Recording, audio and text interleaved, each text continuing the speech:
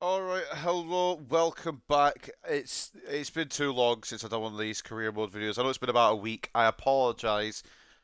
I have been trying to get this where are they now stuff done, and it is a fucking grind. It took me about fucking 4 hours yesterday to try and get it all done, and even then I probably missed something, but I think I've got all the players. I just need to get all the information filled in, but I've got all the players scouted and ready to go for that episode. And I'm sorry it took so long, but we are back and we're going to try and power through this the rest of this career mode. The only problem is I'm very busy this week. I'm away on Wednesday, back on Friday, then away again for the weekend. So it's hectic. So I might try to do a double episode today and tomorrow, and then when we come back, we'll get it all completed. But anyway, welcome back to another episode of the Hartlepool United career mode. We have got the calendar. This is what we've got today. We are at home to Barcelona for the second leg of the quarterfinals of the Champions League. We won 2-1 in the first leg, so here's hoping we can go through it. We then continue with a game against Nottingham Forest at Victoria Park. Following up, we've got Aston Villa at home, then Southampton at home, and then we finish at Anfield, which I'm not really looking forward to, but we'll see how we go in that one.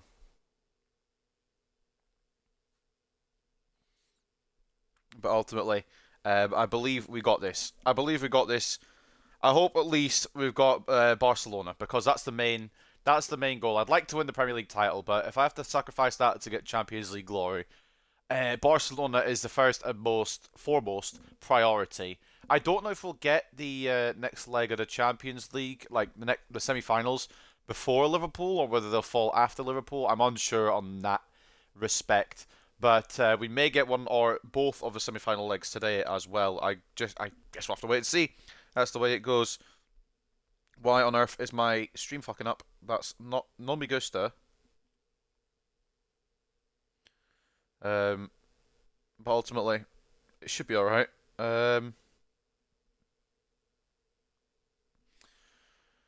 Right, fuck it. Let's just get into it. And then for the last episode, we'll have Leicester and Spurs, obviously.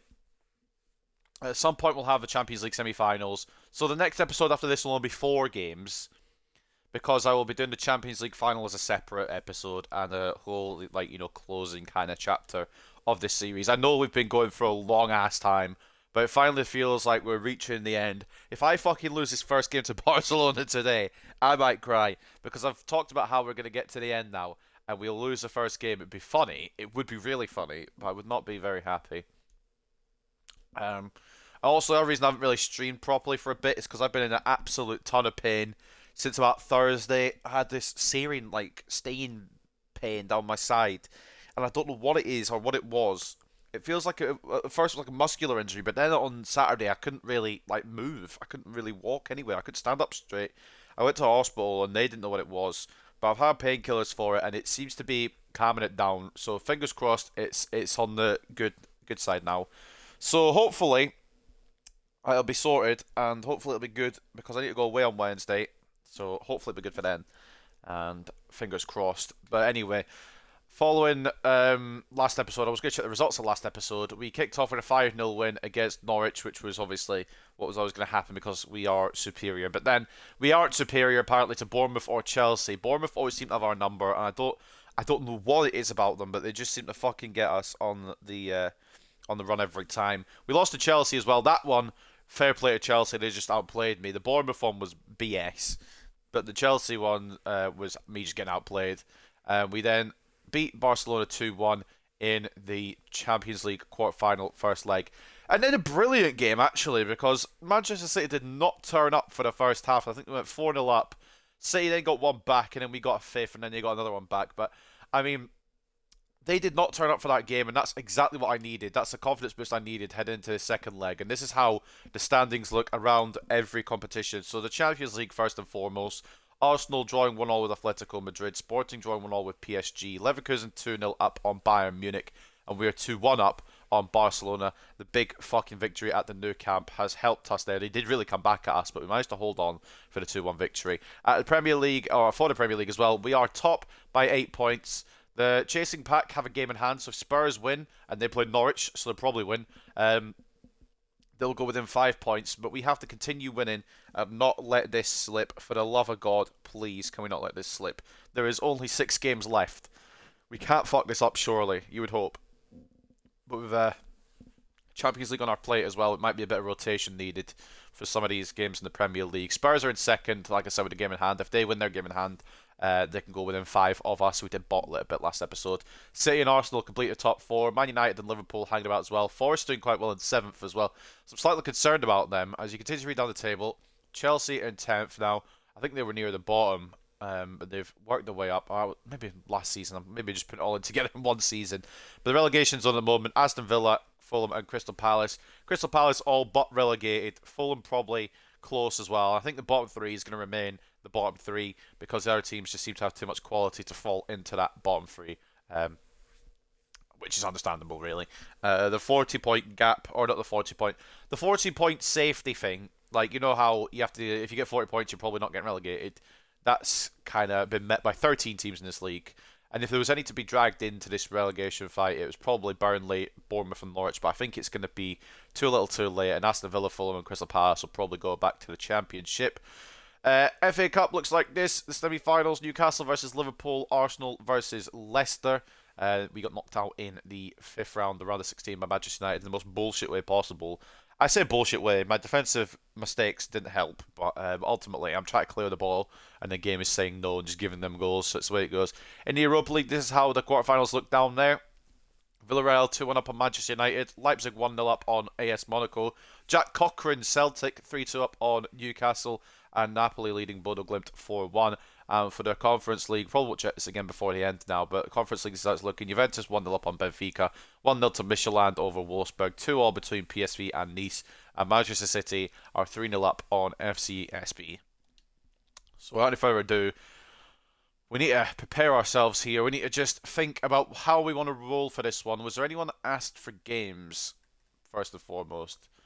Martin wants more games. We'll try and slot him in if he's not tired. But beyond that, I think we're A-okay. So I think that's everything caught up with. Take a look at the news before we head into this first game of today. Hartlepool march on towards title. The league leaders marched on towards securing a title they hope to claim in a few months' time by comfortably disposing of Manchester City.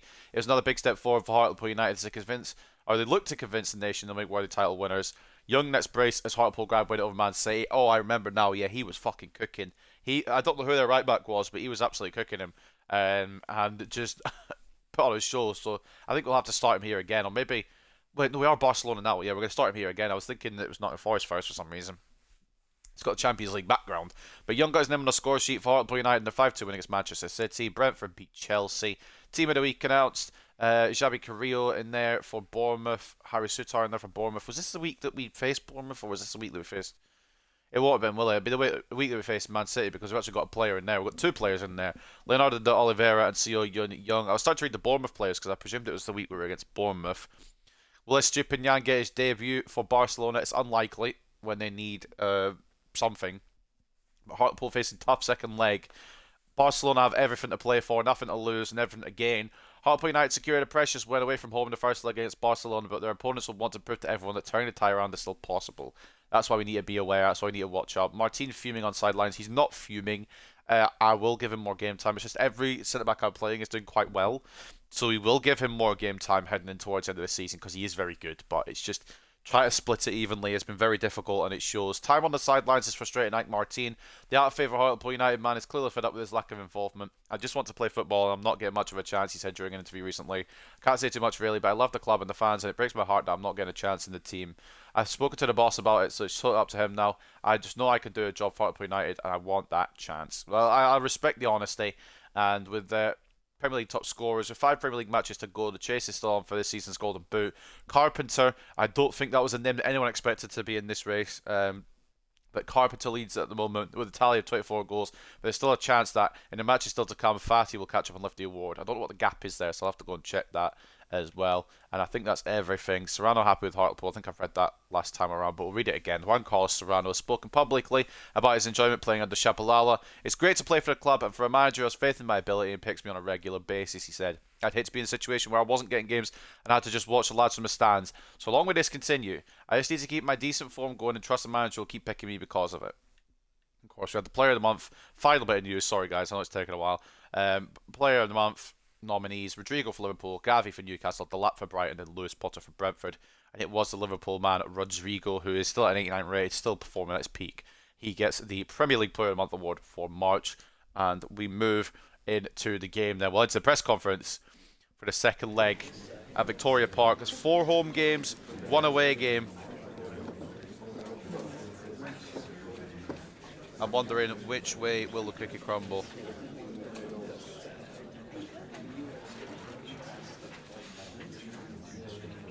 That is the question. Will you make your advantage count? Winning away was vital, but it's going to be a bastard. This Barcelona team, we'll do a little scout report on them before. We already know most of them because we just played them in the first leg. If you didn't see last episode, go on to watch it. But we'll have a little review of their team just so if you've not seen, you can see what we're up against. They're not in the nicest possible way. They're not Barcelona, like prime Barcelona, but they're still a decent team.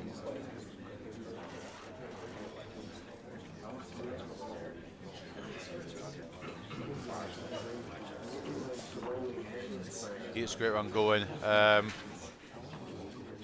hope there's more to come.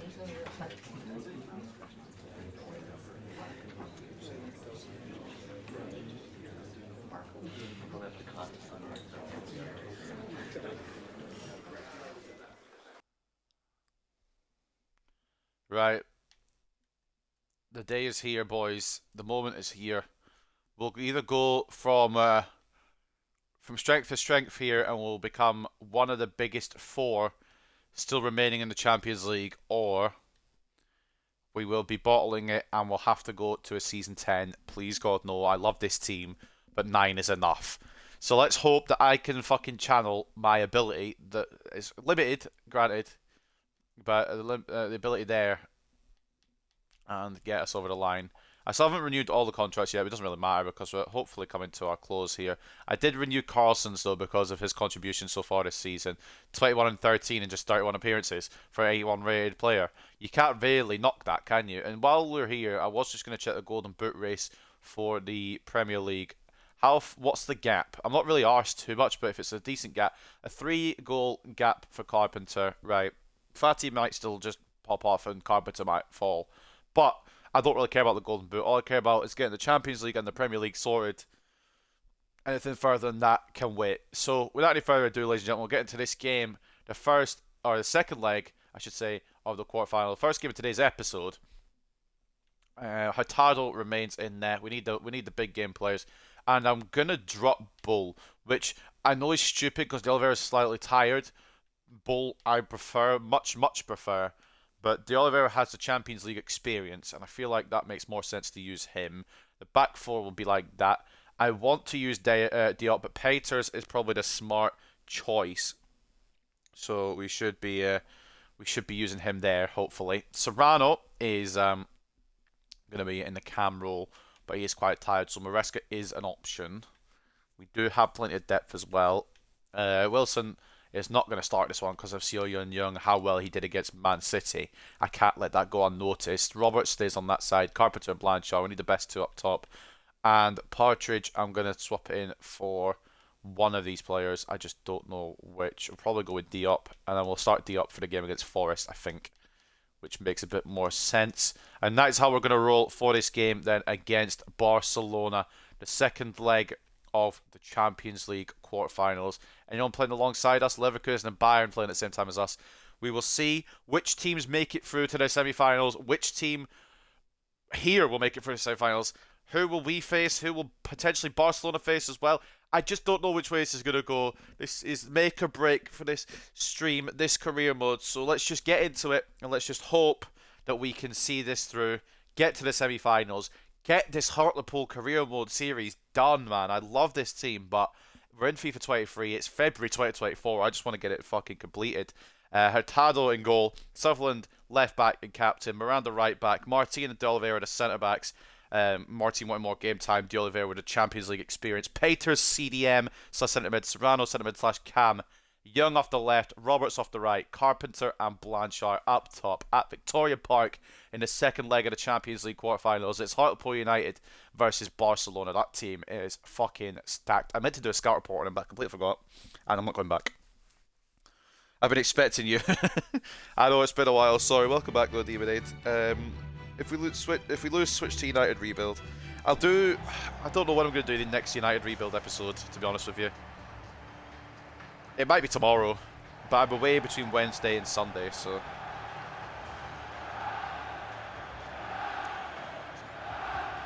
That was a good stream. Oh, it was really fun. Yeah, I really enjoyed taking my time with it a bit more. Just doing one season.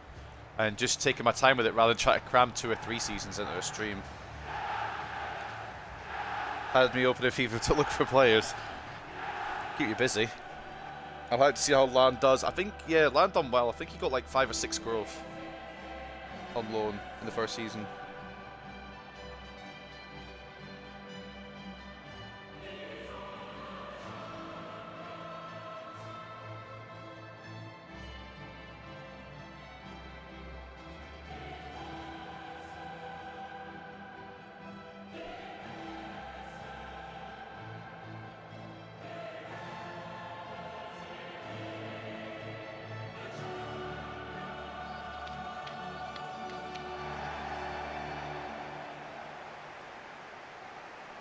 Make or break, boys.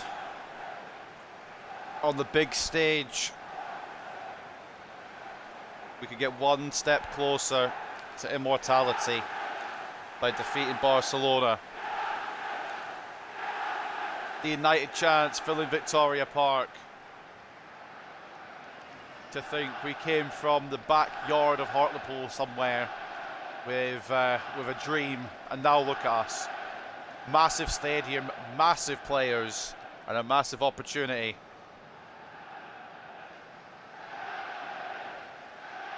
Of course, they're starting Musunguli, Shabalala, the 100 million man. We sold him there because I just didn't know how to use him properly. I couldn't really get to use him properly.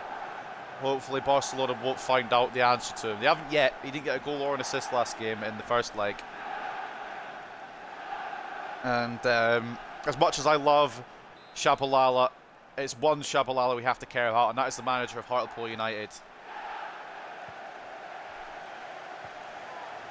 The only Shabalala that matters now is on those sidelines. Had a dream taking Hartlepool from the bottom to the top after his career was cut short at Manchester United.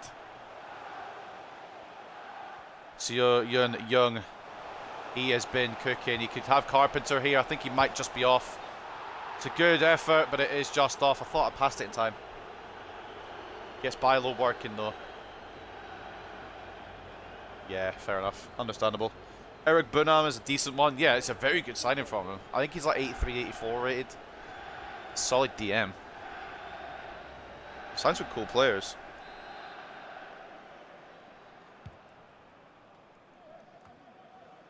Peters, Serrano. Now Roberts.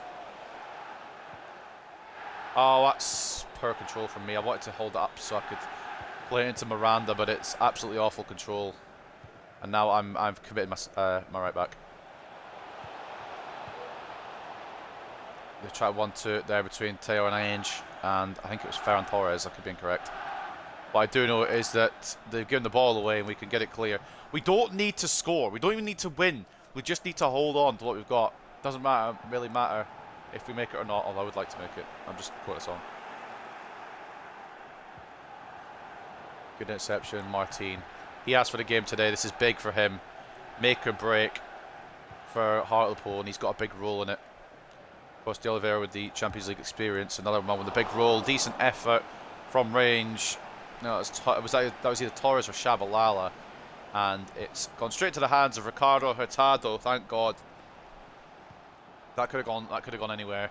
Genuinely, this game I would have believed it could have gone anywhere. That's not for Serrano. I've got Young right there, so I'll get that back and we'll try that again. Good tackle by Peters. Martin spots Miranda. Roberts is asking for it, but he's just been watched the whole time. This Barcelona team ain't half bad. It's going to be a task. Ferran Torres tries to knock it in the middle. Martin gets it away with a header. Serrano could play through Carpenter if he can get there ahead of Fofana. Not to be. Malo Gusto is going to bring it away. Tielemans will play it clear, and now it's going to be Barcelona with Shabalala. Guiri making the run through. Great block by De Oliveira. You see what I mean? That Champions League experience, knows what to do, knows where to be. Really helps Blanchard. Need Roberts to move away from the defenders. It's not helped putting it over the top. Blanchard wins the ball back. Now Roberts is in there. That's okay. Serrano. Just going to try it around the left instead because apparently the right doesn't want to work. Seo Yun Young. Great dribble. Great attempt. Oh, great save by Lo. This fucking Seo Yun Young kid, he might be keeping Wilson out of the team. Fingertip save by Bilo, but Young has been absolutely electric these past few games. I know it's the first game of today, but in the last stream against Manchester City, absolutely phenomenal. Why can't I change the corner taker? Right, whatever. We'll go short then. I was going to try and change it to Blanchard or Carpenter to just smack in, but it's not going to happen. Roberts is taking it on his weak foot. De Oliveira keeps it alive, and it's going to escape. Oh, it's not going to escape Young. Someone's on the floor. Young's been fouled. Oh, Young hasn't been fouled. I don't know how Issa Diop's made it to Barcelona, just for reference, but he has. So fair play to him. Talk about a fucking step up in career from Fulham to Barcelona. Or was it West Ham? Maybe it was both. This might be a bit of a boring game, I can't lie, but I am absolutely playing for a draw if I have to. Roberts is offside, I think, but fuck it, we're going to volley it. Yeah, Bilo's pretty good. He's got some techers. This is like 33, 34-year-old Bilo as well. It's not like it's a prime Bilo. It's marginal, but yeah, I'm absolutely playing for a draw here if I have to. Whatever it takes to get us through to the next round, I ain't fussy. As long as we are in the Champions League semi-finals, I don't care how we do it. It could be the messiest game of football ever. It might be the messiest game of football ever because it aimed that for Serrano and it's gone for Blanchard, who's marked. Committed my centre-back like an idiot as well. Problem is, if they score, it's open season, really. Raul will go down. Great interception by Peters, though. Look at that. You wouldn't know he was the KDB regen because KDB, of course, is more attacking. Peters has got more defensive stats and he fucking uses them really well. Sutherland out on the edge to fucking Serrano! I took a pause there because that was meant to be for Blanchard, but that might be what we needed. Aidan Sutherland, an incredible run from the Scotsman. Cut back intentionally for Blanchard, but Serrano was there too. And you know what? It worked fine. It worked absolutely fine. If it had gone to Serrano and then he'd missed, different story. But that's a great finish. There's nothing Bilo could do about that. Side netting, off the weak foot. Juan Carlos Serrano. We got that man for free. We signed Serrano for free. Armed robbery for this man, apparently. He was on a contract expiry with, I think it was Ternana, his original club, but he was way too good for them. He was like 86 rated or something. And he was on a contract expiry. They couldn't afford to renew his contract, so I just took it up and then bought him. And I thought, where are we going to play him? Actually, he's worked his fucking wonders in Cam. A goal-scoring Cam. I probably could have used him at striker, but a goal-scoring Cam. He's found his niche. I've got the initial ball there, but Barcelona can still make it through here and get an immediate equaliser. They might get an immediate equaliser. Great save, Hurtado, closing down that shot. It's a great ball through. But Hurtado closing down the shot. Oh my god, I've been scammed. I was meant to go all the way to Sutherland. Oh, fuck off. Not him. Anyone but him. That's poor defending from me. Initially it was meant to go to Sutherland, and then Martin had it, and Shabalala, of all people, the former Hartlepool man, try to bag a goal. If he scores, I might cry. Because I really wanted him to work here, but it just wouldn't for some reason. An incredible talent, but just we couldn't find a way to harness that. Maybe Barcelona have. And that's concerning if they have, because it means they could get back in this tie. Good save, Hurtado. Ranged shot from Frankie de Jong. Hurtado saw it late as well, but did well to get there.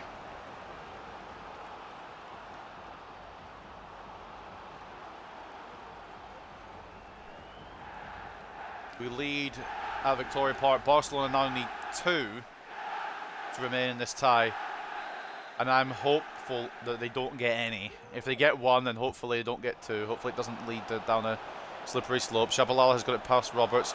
Tries to get the ball in the area, but lost room and couldn't really put a good ball in. Wes Fofana still just standing there. If we could take advantage of this while he's still attacking. They're missing a centre-back. We just need somebody in the area. Okay, we're not getting that somebody. Serrano. Oh, try to thread it through either Roberts or Blanchard there. I don't know why Blanchard didn't go back to the striker role, but that's okay. It's not the end of the world. Unless they score, in which case it could be. That's going to let us down slightly. If he fucking scores, it'll be the end of the world. Sutherland, snap him. Go on. Tielemans gets closed down by Martin. It's a weird Barcelona side, because some of these players you wouldn't expect to be here. Sutherland does an awful touch. Oh, fuck off. I've been undone by an awful touch. I don't exactly know how that touch has occurred, to be honest. I don't know how that touch has happened. The whole point was so Sutherland could control it and then clear it. The game has decided that it's going its own way with that one, and Guiri makes it 1-1. We're still a goal up, but that fucking hit us for 6 a little bit. I don't understand how this touch has gone miles away. Great goal by Guiri, don't get me wrong. It's a good finish, and it puts Barcelona in with a chance, but I'm just curious how the touch has decided to go like this. Was it off his weak foot or something? Or probably first touch error doesn't help that, but yeah, I feel like that touch shouldn't be as heavy as it was, but it's fine. Thankfully, we had the buffer from Serrano scoring. Barcelona straight back in this. And I'm happy just to get to half-time without any more incidents, to be honest. If we can get there. What's the stoppages? 2 minutes. Young absolutely leaves Gusto in the dust, but does need options. There's nothing in the middle. We're just going to run down the clock. Might as well.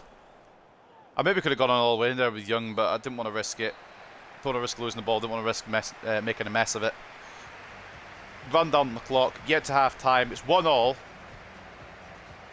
I want to blame... well, I mean, the blame is on Sutherland, but it's not officially, like... I wouldn't say it's his fault. First touch error is a bastard, and it's just fucked him up there. What I do know is we still lead on aggregate, 3-2. It's 1-1 at the break. We're still 3-2 up on aggregate. At Leverkusen's ground, I can't remember what it's called. It's 1-1 between Leverkusen and Bayern Munich. Leverkusen still 2 goals up on aggregate, if my memory is correct. We're 1 goal up on aggregate over Barcelona. Taking a look at the stats, we've scammed it a bit. I'm going to be honest, they've probably been the better team in terms of opportunities, but we do have our goals. 60-40 in terms of possession, 6 shots to 2, and 1.2 expected goals each. It's very close. They've had the better of the opportunities, but we've had, thankfully, Hurtado on job. And we've also had a goal that we've scored where Bailo just couldn't reach it. It was a great finish from Serrano. I got hiccups. Right. 45 minutes separates us potentially from a semi-final. It also potentially separates us from crashing out of this competition altogether. Of course, if Barcelona score again, there is the prospect of extra time and potentially penalties as well. I'd like to avoid them if possible. But this Barcelona team in for the faint of heart, tell you much. De Jong gets tackled by De Oliveira. It's not fully away. Guiri gets interception. I'm just trying to knock it anywhere, to be honest. Anywhere it's not our goal. I was wanting to use Miranda, but he's just run off, so we're going to go down to Sutherland instead.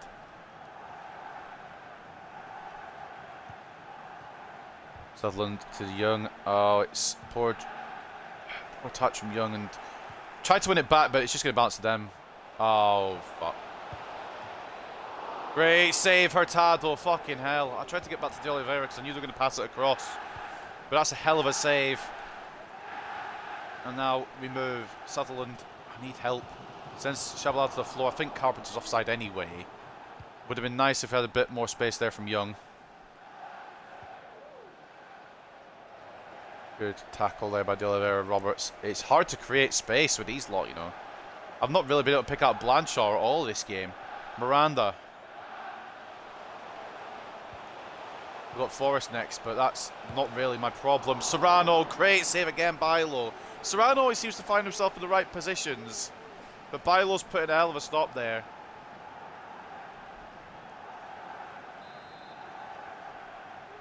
Can I change corner taker? I can, right. Carpenter, he's got 99 power. Let's just power this into the box, not hopefully it lands on somebody's head. Towards Sutherland. It's away. Martin, edge of the box. Serrano cracks one, by low, good hand. And it will be another corner. Gusto unable to keep it in.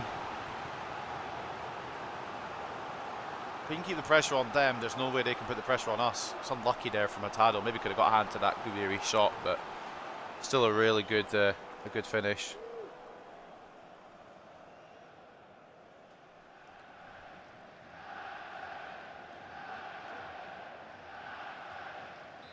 There we goes. Right, Carpenter. Ball in towards Sutherland. It's going to bounce about a bit, but go into the hands of Bilo. I can't remember his first name, so that's why I'm not referring to him as his first name. I won't say Justin, but it could be wrong. Serrano. Good feet. Knocking it back to Miranda. Trying to deliver a ball in here, but it's not going to work. He's just going to close me down. Theo Hernandez, one of the best defenders in the game. So, oh, bollocks. De Oliveira, great recovery, man. Great recovery. Martin should be able to knock this away. It's gone past Miranda. You've got to be kidding me right now. Great save for Tado. Why has that gone past Miranda? Sutherland. Young. Now going to try and find a way to get it back to Sutherland. It's an awful pass. Try to find the gap. It's not going to gap it enough on the gap. Shabalala gets stopped by Martin. We just need to hold on. I can't believe that's been accepted. Oh, no. Oh, no. Oh, yes. De Oliveira. Champions League experience. The game says to bring him off, but I'm saying absolutely fucking no chance. Someone comes off, it's Martin, and he's not even done bad today either. But De Oliveira has been very important, and the Champions League experience has shone through from him. Ferran Torres. Down into the box. Decent effort. Atado meets it. Going to make some changes, I think, just to freshen things up a bit. I just don't know what changes to make. That's the issue. Serrano needs to come off on Maresca. I know that. That is going to be for Defo.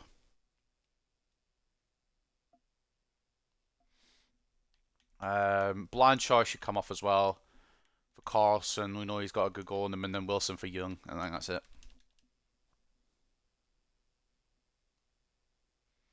Let's see what we got in the tank with what we've got left.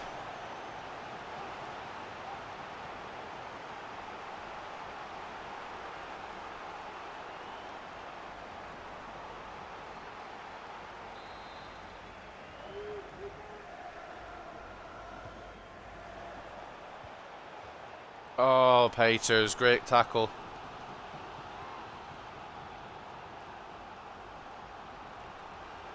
Hurtado's putting his fucking everything into this one. Look at that jump. Look at that aerial ability from my goalkeeper. They're going to go short again, for fuck's sake. Not anything better to do. Roberts, yeah, down him to the floor. Go on. Oh, ref! Come on! Carpenter was about to go on his runs there. More importantly, that wasn't a fucking unfair tackle. In my opinion, anyway. But again, I am biased, so it's unbalanced opinion from me. Ball in. Oh no, they've gone short for Frankie. Don't give away penalty, boys. Wilson again. Holding on.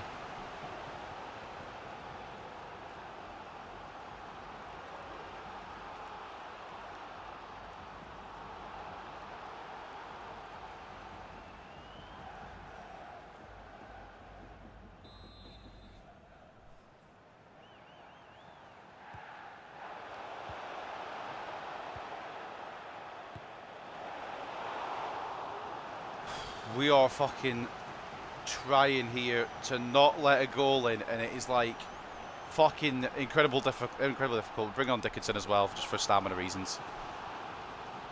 It's also incredibly difficult to speak, apparently. We need a goal. I know we don't need one as in like we need one, but a goal would put me in so much more of a confident position to get through here. won't be worried that we're fucking it up. Peters tackles and keeps it in. If in doubt, honestly, for now, that didn't go as far as I wanted. I didn't go nearly as far as I wanted.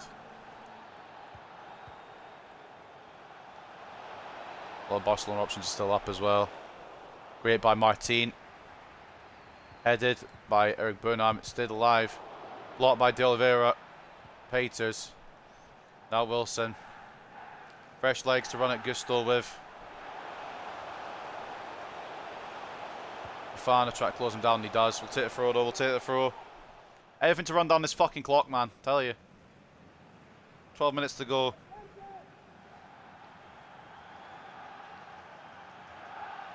Carpenter. Peters. Carpenter. Wilson. Lovely run. Oh, it's going to fucking get blocked. If I could get the shot off, pop it through the gap, but no, not to be on that occasion.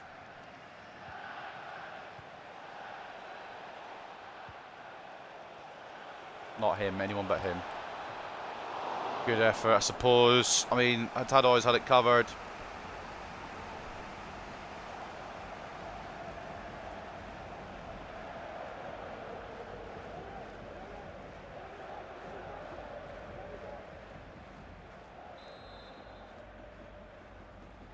Substitution for the visitors. Coming off the pitch, number 13. 8 minutes left. Issa Diop coming off for Jose Maria Jimenez. A bit more of an aerial threat. Probably Issa Diop's out of breath.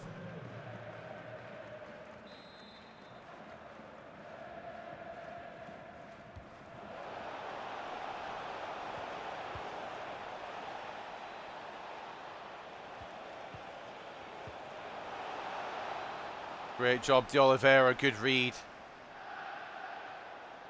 I thought they were going to get a fucking foul. I was about to scream.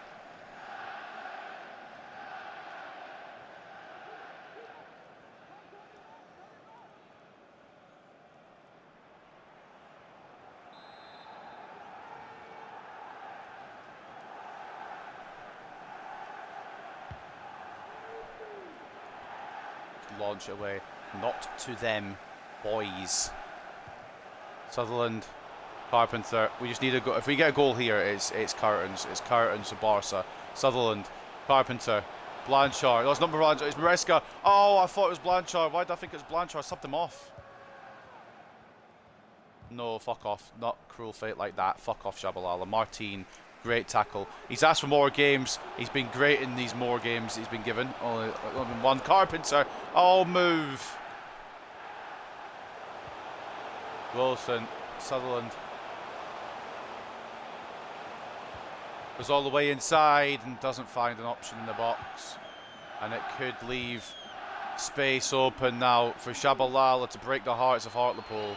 But Martin, what a day he's had. What a game he's had. Let's get it out of here, boys. Let's get out of here. Not piss around anymore. We could maybe get a late goal just to confirm it. Ethan Roberts, edge of the box. Carlson, Carpenter. Oh, look at that! Ladies and gentlemen, Hartlepool United will be going in to the semi-finals of the Champions League.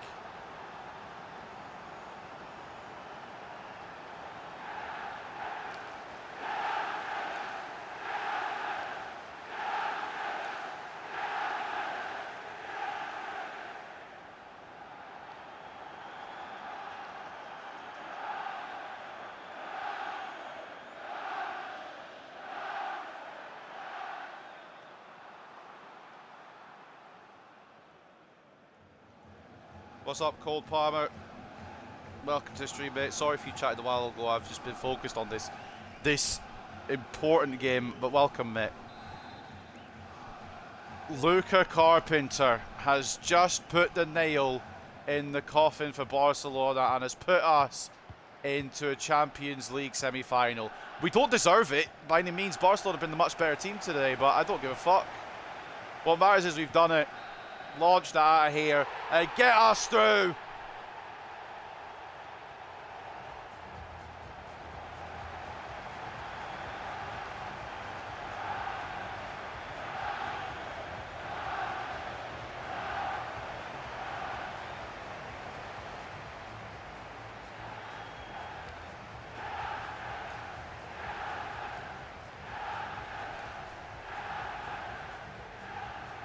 Luca Carpenter, again, I've never seen a player go from so shit to one of the best strikers in the world in the space of a season. But Luca Carpenter, my beloved man, we go through to the Champions League semi-finals. It took a lot. It took a lot to hold on, but a late winner from Carpenter secured it. Taking a look at the stats: 58-42 in terms of possession, 13 shots to 9 for Barcelona as well. 2.5 expected goals to 2.4. It was always going to be a tough test for us, but we endured it really well. I've got to give full credit to Hurtado and both centre backs, especially De Oliveira, who got our man of the match. Champions League experience showed there, and he's going to get a well-deserved rest for the next game because he is exhausted.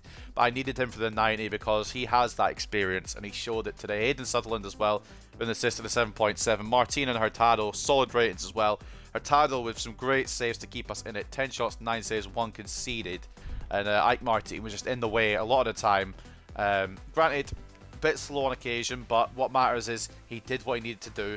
The goals coming from Carpenter at 7.3 and Serrano with a 6.9. And I'm trying to find where the other assist came from. It was Jesper Karlsson who came on late to provide the other assist for the second goal there. I think it was for Carpenter. Man of the match, if you had to pick, well, I don't know if you had to pick one overall, but man of the match of the game overall is Yuri Tielemans. Put all the work in that midfield to try and force chances, try and force something for Barcelona. Unfortunately, came up short. Amin Gouiri with their goal getting in at 7.9. Decent ratings all around, to be honest.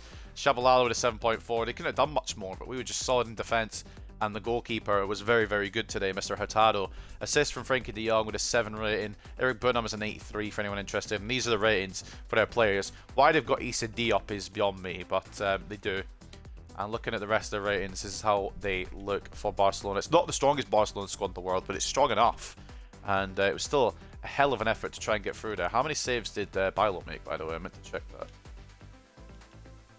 2.3. 5 shots, 3 saves, 2 conceded.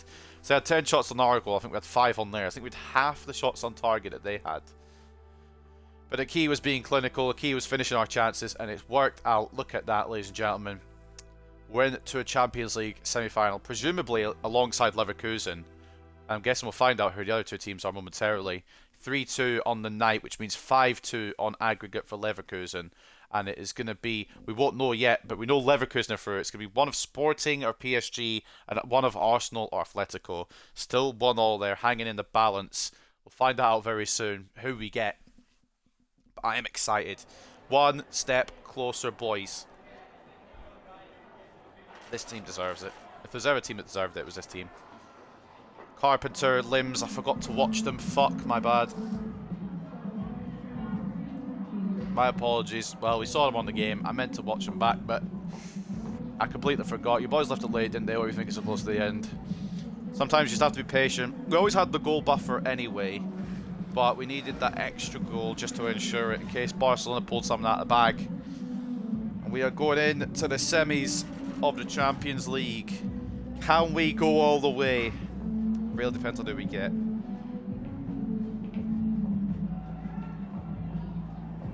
If it's Sporting, we're going to struggle because we're going to come up against our former goalkeeper, who I never expected Sporting to get this far, to be honest with you.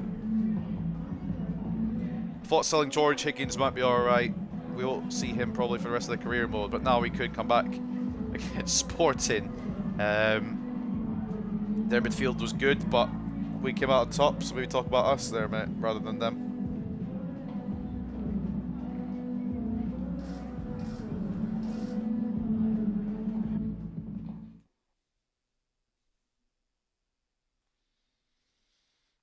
Inbox then. What we saying? Endo has gone to Charleroi, or he will go in the summer. That was one of the free agents we signed for an objective. And that's it, confirmed. Had maybe 2 games for us, I think, maximum. I'm not really arsed about the price, to be honest. And tournament prize money, 10.6 million from the Champions League. And Wei Shengqi is getting an offer from Gornik Zaberze. Hopefully he finds a way out, because I'm not gonna. There's no point in me releasing anyone at this point. I've written all the where are they nows down, so I don't want to lose any of that information. So, what are we going to be, or sorry, who are we going to be facing in the Champions League semis? Will it be It's Arsenal, and Sporting made it through as well. Sporting knocking out PSG, Arsenal knocking out Atletico. Sporting, we could end up facing Higgins in the final.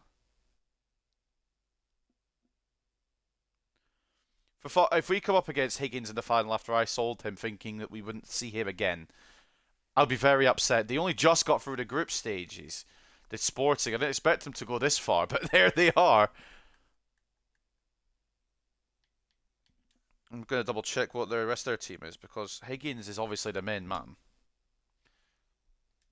I just want to see what they've got that's beyond Higgins that is fucking putting through all these rounds.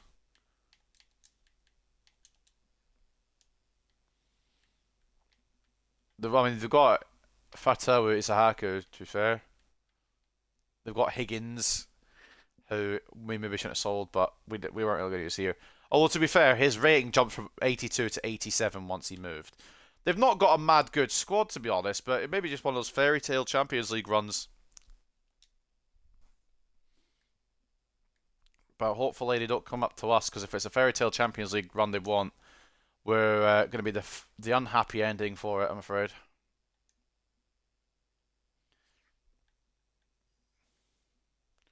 I just realised Spurs' game in hand will be against Arsenal. Arsenal, I talk a lot of shit on you, but if there's anything I ever needed, it was for you to secure the Premier League from me. When do the Champions League semi-finals fall? This episode. Oh, okay. Well, the whole dimension of this episode's changed then. The whole dimension of this episode has gone to shit. Because we've got Nottingham Forest at home then. So we'll also face Arsenal at Victoria Park. We'll face Aston Villa in between that. And then it will end today at the Emirates for a ticket to the Champions League final. The whole complexion of this episode has changed. I thought, alright, we'll beat Barcelona, we'll charge for a bit more of the Premier League. No, the whole vibe has changed now. We're going to get both legs against Arsenal this episode. Christ. Talk about putting the pressure on right there, right now. We need to fucking change our mindset then. And then for the episode after, which will be episode 12, we'll have 4 Premier League games to complete the Premier League season. Episode 13 will be Where Are They Now? And episode 14, Champions League final. If we get there. We still have to get past Arsenal. Now, Arsenal, I know that we're going to be warring later on down the line. I know that we're going to be having our little battles there in the Champions League semi-finals. But I need something from you sooner, if possible. And that is to beat Tottenham to kind of secure our Premier League a little early, if possible. If not, that's fine. If not, that's A-okay. But hopefully they can. Anyway, ladies and gentlemen, up next is Nottingham Forest, but my mindset's just changed completely. Right, save over. As you can see, 18th of February, I was at it yesterday, getting these Where Are They Nows done, and you'll see them come through. We'll just give you a little fucking taster of how many I've done. Actually, not that many. It makes me look like I've done nothing there, but to be fair, most of the ones I actually scouted were already in the club, or I only sold recently, so it does help us a lot, but there's still more scout reports to come. And then for episode 13, Where Are They Now? It should be a doozy. And just for the reference, ladies and gentlemen, I've counted the amount of players we've got in this club. We've had 141 players in the entirety of this career mode. It's a lot. But we will see where every single one of them have gone. If they have gone. Carpenter's dramatic late goal seals Hartlepool win. Carpenter snatched the win for his team against FC Barcelona, wins dramatic late goal. Put Hartlepool United 2-1 up. This fucking man right here. Talk about a game changer. It's genuinely difficult to put Rodriguez into the Champions League final if we get there. And of course there you see the Champions League semi-finals. Sporting and Leverkusen on one side. Hartlepool and Arsenal on the other side. Newcastle beat Brentford. Bournemouth lose to Arsenal. Hartlepool versus Arsenal in UCL semi-final, too close to call. The tie between Hartlepool United and Arsenal looks too close to call, with both sides capable of emerging as winners in their semi-final clash. Fans from Hartlepool hope their club's journey to the Champions League final will see their heroes emerge as winners, with the second leg of the tie scheduled for May 6th at Arsenal Stadium. It's actually called the Emirates, but we get that at Arsenal's home. And we face Forest next, who are going to be a fucking doozy of a team. They're very good at this point. But we did beat them last time, and I hope we can beat them again. Hartlepool United are looking forward to another win. If the 5-2 victory in their last encounter against Nottingham Forest offers any clue as to which way today's result will go. We were rampant, but they were still very, very good, so I am concerned. And as Hartlepool have progressed to this year's Champions League final, or semi-final I should say, in a tense last four tie, which looked evenly matched beforehand, they triumphed over a bitterly disappointed Barcelona team 2-1 on the night, 4-2 in aggregate, so 2-1 wins over Barcelona on both occasions. But it doesn't get any easier. Powerful display from Hartlepool United as they beat Barcelona 2-1 to reach semi-finals. I realised that I think Barcelona were the better team, to be honest. I don't think that was a dominant performance from us. It wasn't fantastic, but it did the trick, and that's all that really matters at this point. So up next, ladies and gentlemen, after we've now read the news, I don't think there's anything else to cover. I'm just going to double check. Carpenter's late goal, Champions League semi-final. Yeah, we read all that. And Champions League semi-final. Oh, we know this, we know this, we know all this. And yeah, we've read all this. Right. After this, ladies and gentlemen, we've got another Champions League game. I didn't think it'd be coming this soon, but it is. I'm just going to check our record against Arsenal over this season, because if we've beaten them before, I'm confident we can beat them again. We beat them 4-3 in a barn burner of a game. I do remember that one because Carlson got the late winner. He always comes up against the big teams. 2-0 earlier in the season as well at the Emirates. We've got the victories over them this season, but it's a whole different kettle of fish when it's the Champions League. So, up first, for all of that, we've got Nottingham Forest with a decent team. So let's chuck Chavez in here alongside Bull. We'll give Moffat a run out. I'm not going to rotate the whole thing. I'm just going to rotate most because, of course, we do have Arsenal in the Champions League next. And I'm going to stick with Wilson this one. Ali. And we're going to give Partridge a rest start. And we're keeping Carlson fit just in case he even wants to make any more Arsenal moments. So, ladies and gentlemen, that will be the team for the game against Nottingham Forest. Then Hurtado in between the sticks. Moffat. I've just realised as well, I was meant to give Nielsen another game, wasn't I? It's fine. Hurtado done really well. Moffat, captain and left back. Miranda, right back. Chavez and Boulder, centre backs. CDM/centre mid. Malik Diop, who has a -5 for some reason. Is that because he's not been playing as much as well? And because he doesn't like playing there? He does well there when he plays, so you stop crying, really.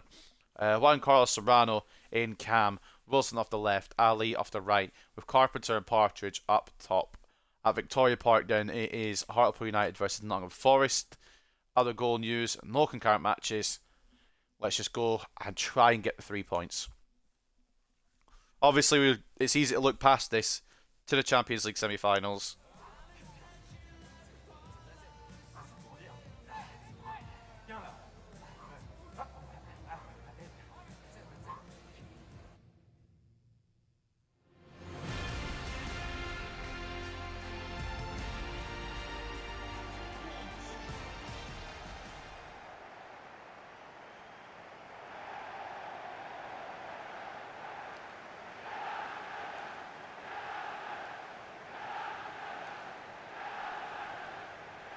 I'm going to open a drink because I need to have something to drink because my throat's gone a bit sore. Well, not sore, but like dry.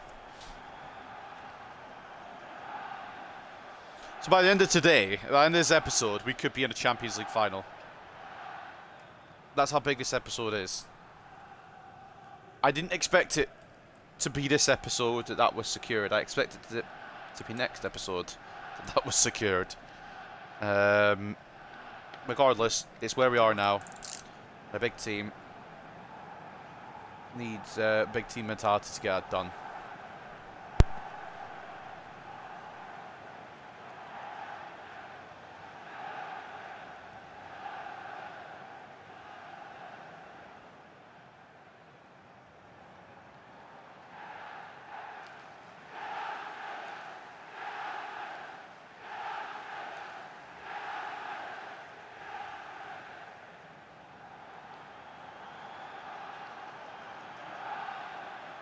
The funny thing is, even if we do get it today, like we know that we're going to be in the Champions League final, if we do make it, there's still 3 episodes between now and when we actually play the bastard thing, because we've got 4 more Premier League games next episode.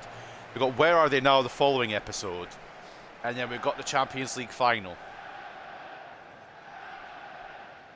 So if we could secure it today, it's only 3 more episodes of the Hartlepool United career mode. It's been a good career mode. It's been really fun to get all this way. If I fall at the fucking final hurdle, I'll be throwing hands with the developers. And on the possibility that it does get to a Season 10, we'll be doing Champions League games only. Maybe do that all in one day, perhaps, or at least one stream of knockout games and one stream of group stage games, perhaps. Maybe we'll just sim the group stage. I don't know. Maybe I'll just sim it all. Good cover by Bull there. Poor passing from me, but good cover by Bull. The only thing with Diop is I don't really like how, like, he says his passing's good, but it feels like his passing isn't. When I try and run with him, it just feels like running with a JCB despite having a good amount of pace, which is weird. Great ball through if it stays on the pitch. It does. Can Wilson find a way around? No, Diakite close it down. We've got Moffat in support. Ball in is not where I want it to go, but that's okay. Miranda. Oh, that's a shit second touch. Kept under control.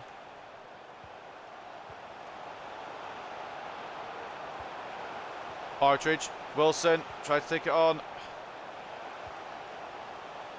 Forrest just unable to deal with it. Now able to, although Diop keeps it alive. Wilson.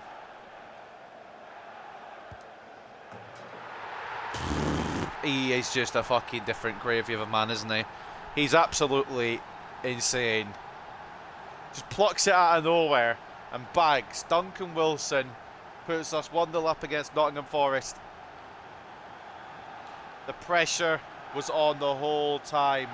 We kept the whole, well, yeah, we kept the pressure on the whole time, like I just said, against Nottingham Forest just there.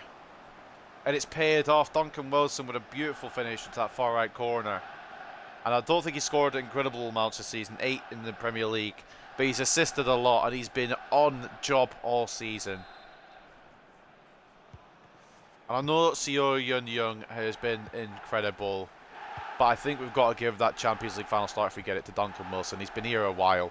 He's battled through an ACL injury to get to his peak again. And he's better than I ever expected him to be honest, because of that ACL injury. Ferguson gets a shot half blocked by Miranda, and it's held well by Hurtado. Wilson's left in space. It's not what you want to do when he's just scored past you. Moffat, that's not where I aimed it. I wouldn't say the title race is over yet, commentators, mate. I can still fuck it up, don't you worry. No, you've seen me play this game for 9 seasons. I could do well fuck it up yet. Good save by Hurtado, and Bull recover that one. But yeah, it's not over by a long shot. I need Arsenal to do me a favour, and then also be my whipping boys. So it kind of relies on Arsenal for the rest of this career mode a little bit, you know. Wilson, oh my God, he's fucking, look at this, he's storming through. Who can stop Duncan Wilson? The keeper apparently, but Carpenter gets his shot blocked by Tuta. But he is fucking storming Norman through. Jesus Christ, I don't know who put a fucking pace abuser on him. I know he's always been fast, but my God, he was just storming through without any breaks. Bull keeping the pressure on, and it's worked out. Evan Ferguson unable to find a way past the big Englishman. Love Billy Bull, man. I remember I think every player's had we've had some kind of doubt over, but they've played their way out of it most of the time. Most of the time they're able to get out of that fucking stank they're in. Partridge, oh, well maybe not Partridge. Partridge might be one of the worst signings we've made. Granted, he's only going to have a 6-month spell here, if that, which ultimately is not the end of the world.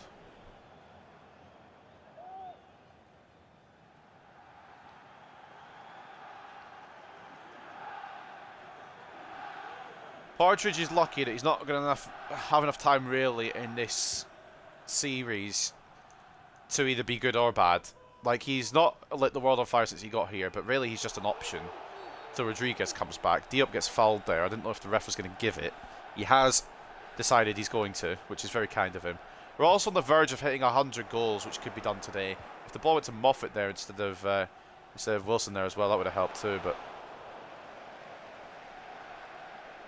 It's another great interception by Bull. Ferguson is trying to get on him here. Good luck with that, mate, respectfully. Serrano, great tackle by Diakite. We'll get the throw. We've had more of the ball. We've got more opportunities. More importantly, we've got the goal. We're just going to have to play possession ball, I think. I don't want to hog the ball or pass it around the back or anything like that, but I do want to win games. Diakite takes himself down, tries to take down Wilson, who keeps the ball in under pressure. Moffat. Now Carpenter. Also getting pressure now by Biancone. Carpenter gets it to Wilson. He needs to get around Diakite here if he can. He can't. Runs out of room. The pressure on. Good work by the keeper. Or is it? Back in here. We can win that header. Oh, it's just not going to fall for us there. Miranda knocks that to Chavez. And we'll get it away again. But thing is, I reckon we'll win this because we're just playing safe. Maybe too safe. I know it's kind of boring to watch, but as much as I like these boys, it's been 9 seasons. We're on a game that died out about 4 or 5 months ago. I want to get on with these rebuilds and potentially a career mode. I know what career mode I'm going to do if I do one on FC24. It's not going to be a Youth Academy one, and it's not going to be with a League 2 team. Those are all the hints you're getting. If I do end up deciding to do it, should pass that off. Got greedy.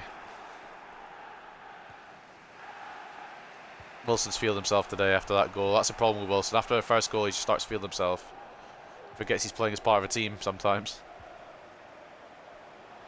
Great ball through Ali. Oh, Partridge stayed this side of your man, mate.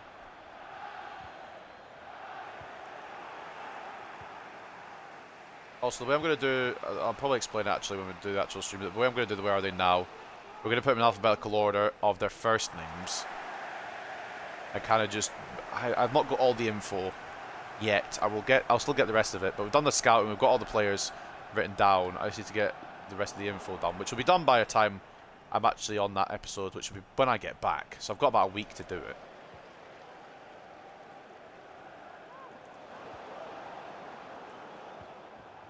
But I really want to do our episode tomorrow, you know.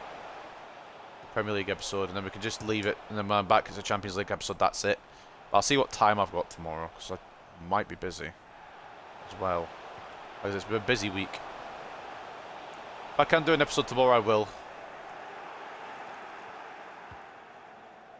If I can't, then I won't. We'll do... Once this is done, we'll get back on the Man United rebuild, good and proper, as well. 1-0 at a break. Duncan Wilson's superb effort. Give us a lead.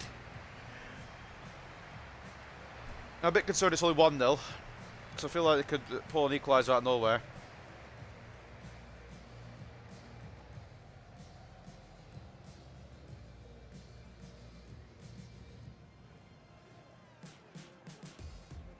Sorry, I mentioned my back. There are games going on, not on the same time, but on the same day. Norwich and Spurs. Norwich. If Norwich can fucking pull something off, that'd be mad.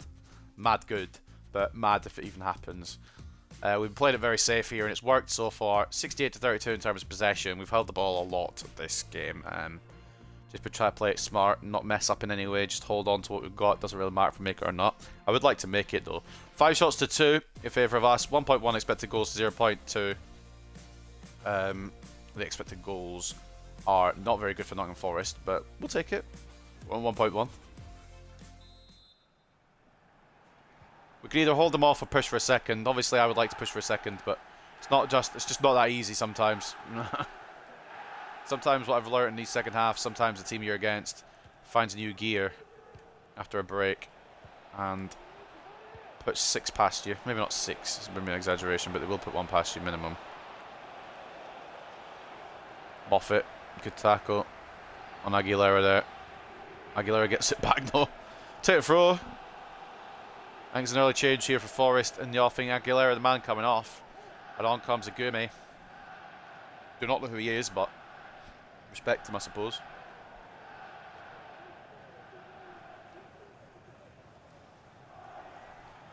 Wilson. Oh, that was beautiful. Get past Ekatike. Now D up. We need Wilson back though, making the run. Can he make the run? He does. Lovely. Room now down the left for Duncan Wilson. Space in the middle. For Serrano, it's away. This time I didn't go selfish. Carpenter going to try and press this. And it's cleared away. Wilson wins the header, but I think Carpenter's offside. He's not. Ali. Oh, great save from Sanya.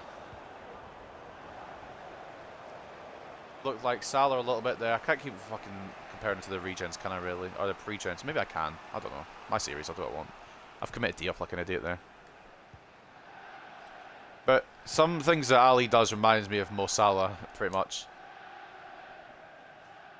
Because he's a Salah regen, it's easy to compare.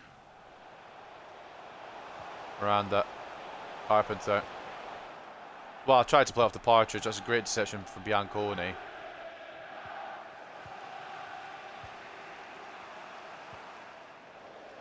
Billy Bull, good tackle. Just making sure. I pressed B to tackle and it followed through with the clearance for reference, but we'll work with the fact that I was just, if in doubt in it, kind of just yeeting it off the pitch. Good tackle, Moffat, and it's going to be our throw. Paquetá with a tackle. Done well there.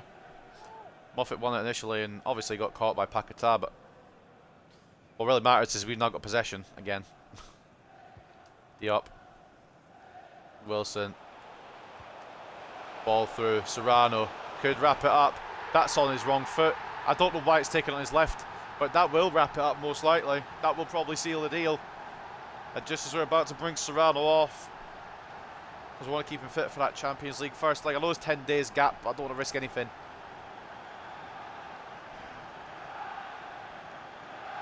It's not the greatest to finish it, to be honest, because it was on the wrong foot. I was trying to just pass it into the right-hand corner with his right foot. Tap it past Sanya there, but it's done the opposite. It doesn't matter. It's gone in the back of the net. So let's get the substitutions done then. Serrano for Maresca.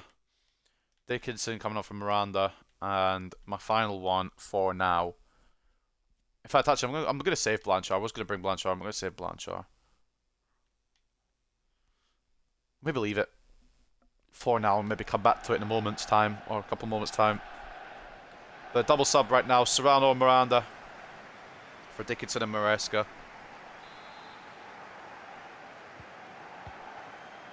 2 to the good now at Victoria Park. I'm hoping that's enough, but this is FIFA 23. I have seen a lot of shit go wrong. Next game for Nottingham Forest will be Newcastle in the Premier League. We don't have a Premier League game next. We've got something a little bit bigger. Ren Adelaide, I should say, for Jesus Ferreira, who I'm surprised wasn't starting. I think he scored past us last time. 16th for the season for Serrano. It's a poor pass for Forest. And the fact that Serrano is sat in cam and still gets 1 every 2 is subliminal.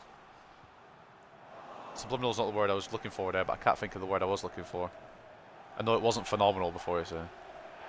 Sublime was the word I was looking for. That's why I thought of subliminal. Didn't really think at all. Good interception, Chavez. Yeah, don't allow it to go for a corner, man. I thought for a second he was going to allow it to go for a corner. Now we don't know what the scoreline is because the game's deleted it. So we're just going to have to guess. I'm going to guess 4-0 to us. Moffat, Carpenter, Diop.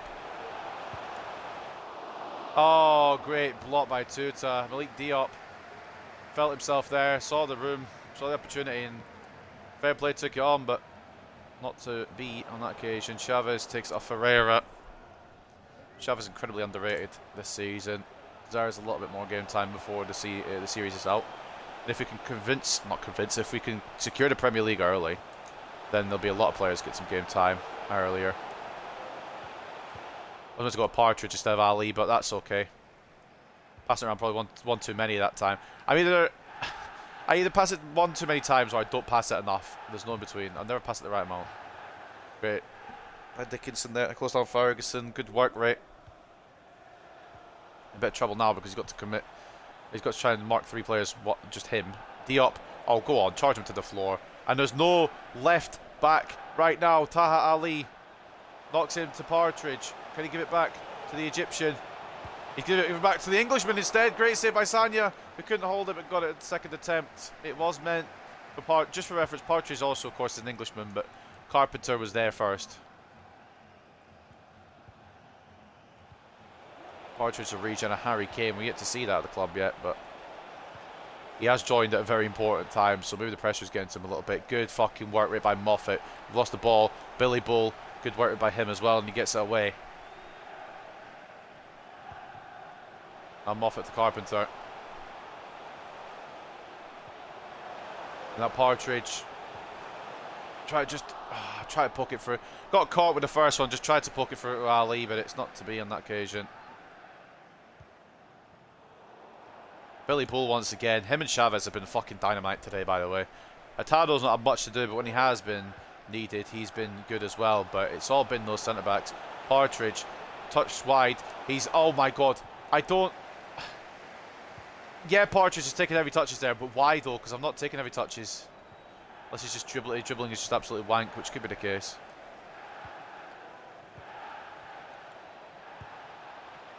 Decent effort. Hurtado was there. Just want to check. I'm not going to sub him off because it's a bit late now, but I just want to check what his dribbling is. 78. His sharpness is quite low as well. Fair enough. Yeah, the sharpness maybe factoring in there as well. Decent effort from Forest, but they're going to need more than pot shots from range. As Diakite makes way for Edgar, they're going to need something a bit more.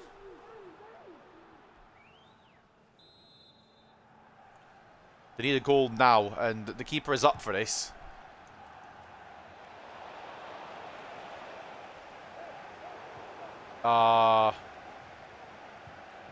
Damn it.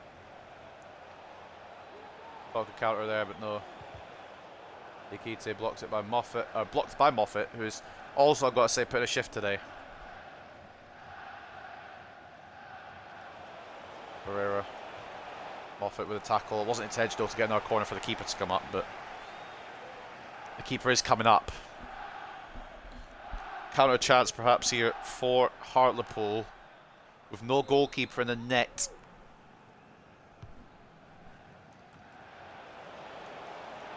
Good catch, Hurtado.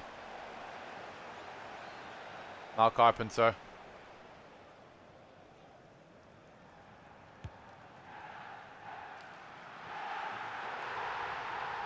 I mean, obviously that's going to go in. There's no goalkeeper. Look at Carpenter. It might be a long-range one, but it's probably the easiest one of his life. It's 3-0. Nottingham Forest literally threw everything at that corner. And it's backfired heavily. Look at Carpenter from a long, long way out. No goalkeeper, no problem.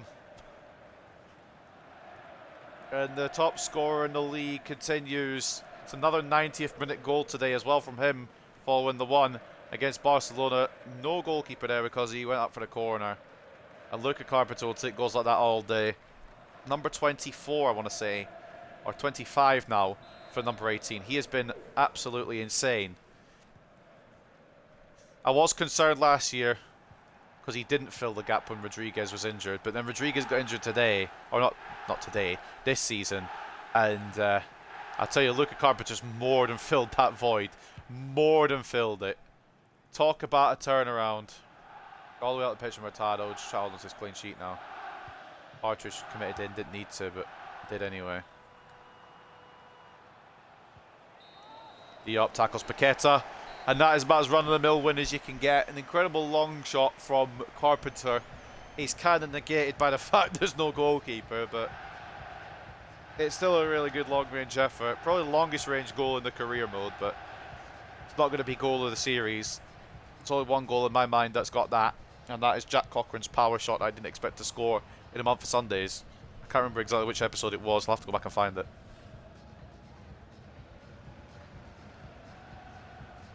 The 3-0 win puts us 3 points and one step closer to Premier League glory. Wilson, Serrano and Carpenter with the goals, and that didn't look like a Forest team that could push for Europe, to be honest with you. Defended alright, but didn't attack with any kind of meaning, mainly because I think Bull and Chavez were top tier today. 60 and 40 in terms of possession, 10 shots to 4, 3 expected goals to 0.4 as well. It was always going to be our day, and even our goalkeeper made more saves than theirs. Man of the match goes to Duncan Wilson. Does he get the nod against Arsenal? I would say yes, but we will see. Goal and assist from the incredible Scotsman today. A goal as well from Carpenter at 8.1, adds to his never-ending tally of goals, it seems now. Last season couldn't score. This season can't stop scoring. Billy Bull, 7.9. Absolute dominant performance from him in centre-back today. Might give him the nod against Arsenal. It'll probably be him and De Oliveira, to be honest, which means Martin will be a little bit upset. A goal and 7.3 from Serrano as well. Hurtado getting an assist. Oh yeah, because he fucking rolled it to Carpenter. 7.3 as well. Solid display. 4 shots, 4 saves. Didn't have to do much, but what he did have to do, he did with professionalism and ease. I completely forgot that that would count as an assist for the goalkeeper. As for the other side of things, their best player, well, you can pick out of the 3. It was Biancone, Ekitike, and Diakite. Rhyming names there. 7.3s for each of them. Ekitike had 3 shots on target, couldn't find the goal. Sambasanga, or I've read that wrong. Sambasanya, 7 shots, 3 saves, 3 conceded. Yeah, I don't know how that math adds up, but also I got his name wrong. It's Sambasanya. My apologies. These are the rest of the ratings for Nottingham Forest, and I feel like this team is probably shouldn't really be pushing for Europe, but it is, and I respect it. But we'll probably put a stop to that push a little bit. We're just gonna watch the goal again because it's funny. Sambasanya running all the way back. Carpenter just has all the time in the world. And it's going to be number 25 in the league for the Englishman as he storms close to that golden boot.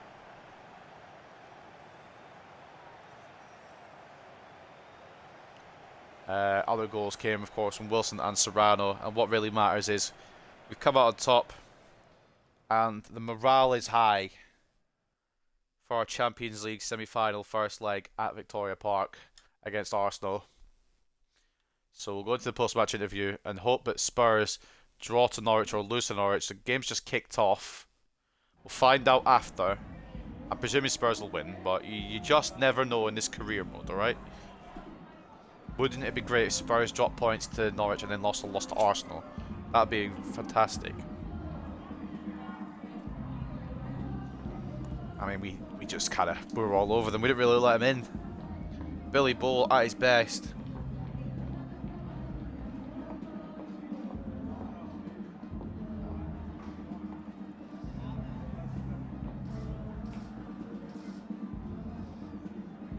Got the edge of them now. Well, yeah. I mean, obviously.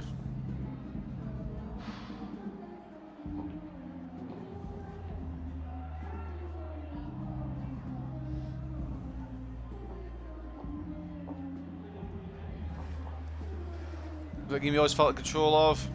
I mean, we deserved them today. Deserved the goals. Played well, attacked well, finished well. That's probably one of the more complete performances I've seen from us in a while. In terms of complete, just like good everywhere kind of thing. And now we're back to the big stage, ladies and gents, because we have got Arsenal. Wei Sheng-chi, he will not move. Unfortunate. And Teddy Austin was obviously one of the forward players we had. He's actually not done bad at all. Fair play, mate. I think he was like 75 when we sold him. He's come out quite good. Another Wei Sheng-chi transfer offer. We're just going to accept what we get, but I doubt he'll actually exit the club. It's not. I'm not going to cry about it if he does or doesn't at this point. What I'm going to cry about is if we lose to Arsenal. Save over first and foremost. I'm going to check the Premier League table real quick before we go into this, just to see if Spurs did drop points. I doubt it, but I'm going to double check anyway.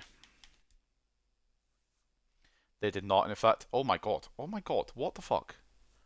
Arsenal, I asked for one thing from yous. What did they do? They didn't win, obviously. Arsenal, I've got questions here. What's going on?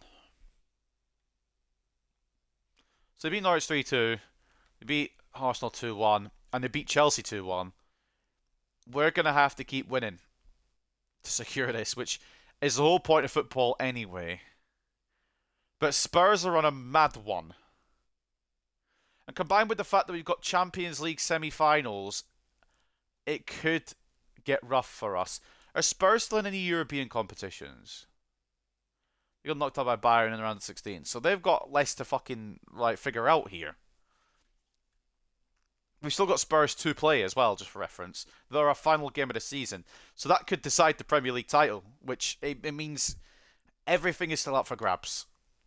But we've got to focus on the now rather than the next. We have got to face Arsenal in the Champions League semi-finals. I am not confident, but I'm hopeful. So without any further ado, we'll go take a look at what Arsenal have. Because I know their team really. I just haven't played them in a little bit, so I don't know. I'm going to refresh my memory pretty much, is what I'm going to do here. So Arsenal. Araujo, Baldanzi. I'm going to do it in this order. I'm not going to read every name out either. We're just going to have a little scroll through. They've got Hakimi as well. Lafont, Laporte, Martinelli. Still there. Fuck knows where Saka's gone. Almo. Saka might still be there, actually. Raspadori. Saka is still there. Yeah, they have a stacked fucking team. Vlahovic. Yeah, it could be curtains. It could be curtains, but I believe in us. I believe in what we're capable of. How long have we got before a certain individual returns? 3 weeks. He will get some game time before the end of this series, thank God. I just don't know when do we bring him in case he gets injured again. Right. Let's take a look then at we'll do the news first rather than the pre-match press conference. Hartlepool keep clean sheet against Nottingham Forest. A solid display from Hartlepool United's defence saw Shabalala's men keep a clean sheet against Nottingham Forest and claim a 3-0 victory. Southampton beat Bournemouth. Spurs beat Chelsea. Fulham beat rivals. I don't know who the fuck they beat. Brentford, maybe? Yeah, Brentford it is. I am correct there. Big brain. Did you see that big brain? They do a team of the week when we're not playing, of course. Yeah, thanks, lads. Ansu Fati gets in, and then Gegin could debut for Arsenal. Axel Gegin. He moved in from Montpellier. I think he's just a depth option, but they're going to talk about him anyway, it seems. And the UEFA Champions League semi-final preview. Hartlepool United versus Arsenal. The final is one step closer for the winner of today's clash between Hartlepool United and Arsenal. All 4 remaining teams have already proven they'd be worthy champions. The toughest tests on the road to glory are yet to come. And it's too close to call, say the media. And I would agree. And a little thing I noticed actually before we checked the Premier League table there, I did have a little gander. Or I didn't really have a little gander, but I saw it in the corner of my eye. Leverkusen drawing 1-1 with Sporting, so our opponents are still as yet undetermined if we do make it through. But we need to do our own shit here against Arsenal. We know how good they are. We know how good we are. This episode has gone from, well, we'll get through the Premier League and see where we're at, to this is a make or break episode. Will we still be continuing through season 9 and getting the objectives done? First of all, pre-match press conference. Let's speak on it. Let's see what we've got to say. A little quick drink before we start.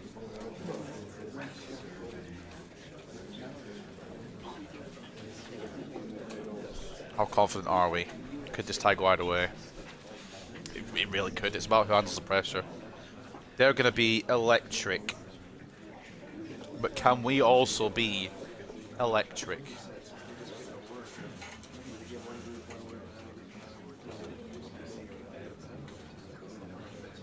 I mean, we are at our best. We're playing phenomenally.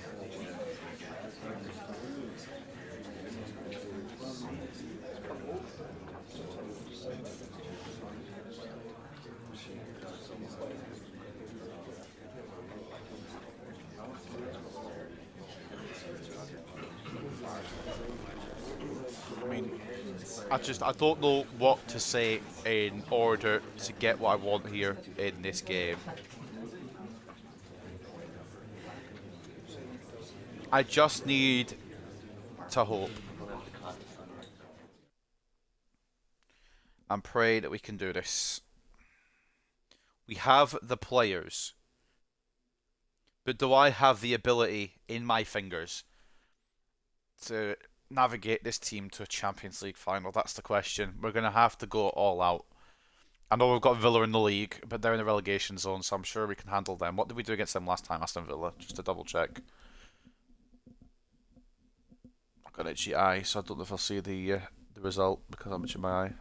It was a while back, apparently. Didn't we? Wait, we might have started off the season against them. Second game of the season, we won 2-1. Right, okay. It might be a bit of a clash of problems there, but I got to focus on the Champions League first and foremost, so we're going to go all out. And so are they. They're slightly tired, having just played a league game. Blanchard's up to 93 now, and I was going to go into this game, but just going to check what we can do with the man. The next growth will not be for another 95 weeks. That's fine. He's an absolute fucking unit. Never did I ever think he would get ahead of Rodriguez, but never did I think Rodriguez would get 2 ACLs within 2 years. So it's unexpected, really. But Rodriguez obviously is still my main man because he's been here since the very first scout report. But I just don't know if he makes a Champions League final. I don't know.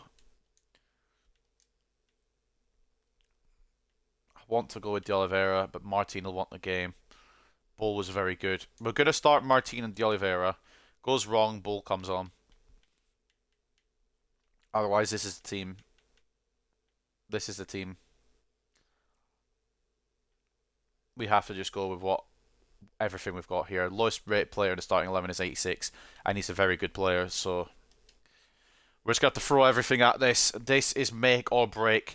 Over 180 minutes, potentially more.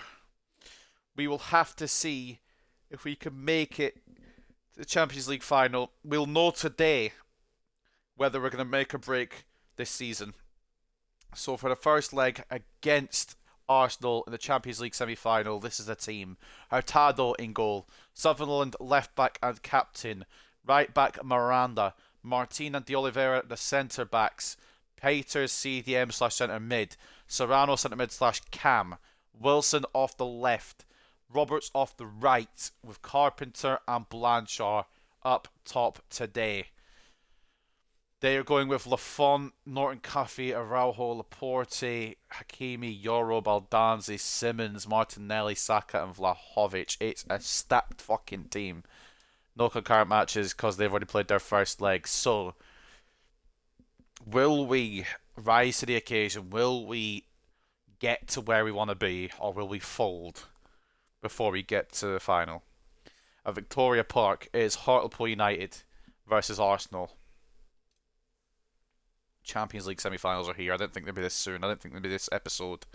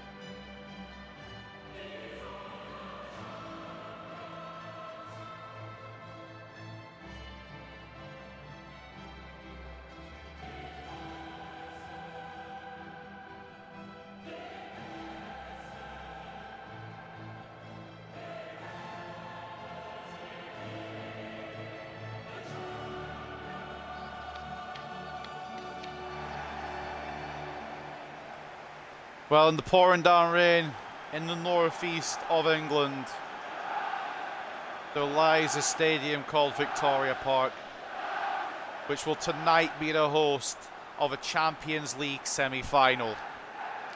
The first leg falls in Hartlepool. The second leg will be a road trip down to London. At least we don't have to go out the country for it.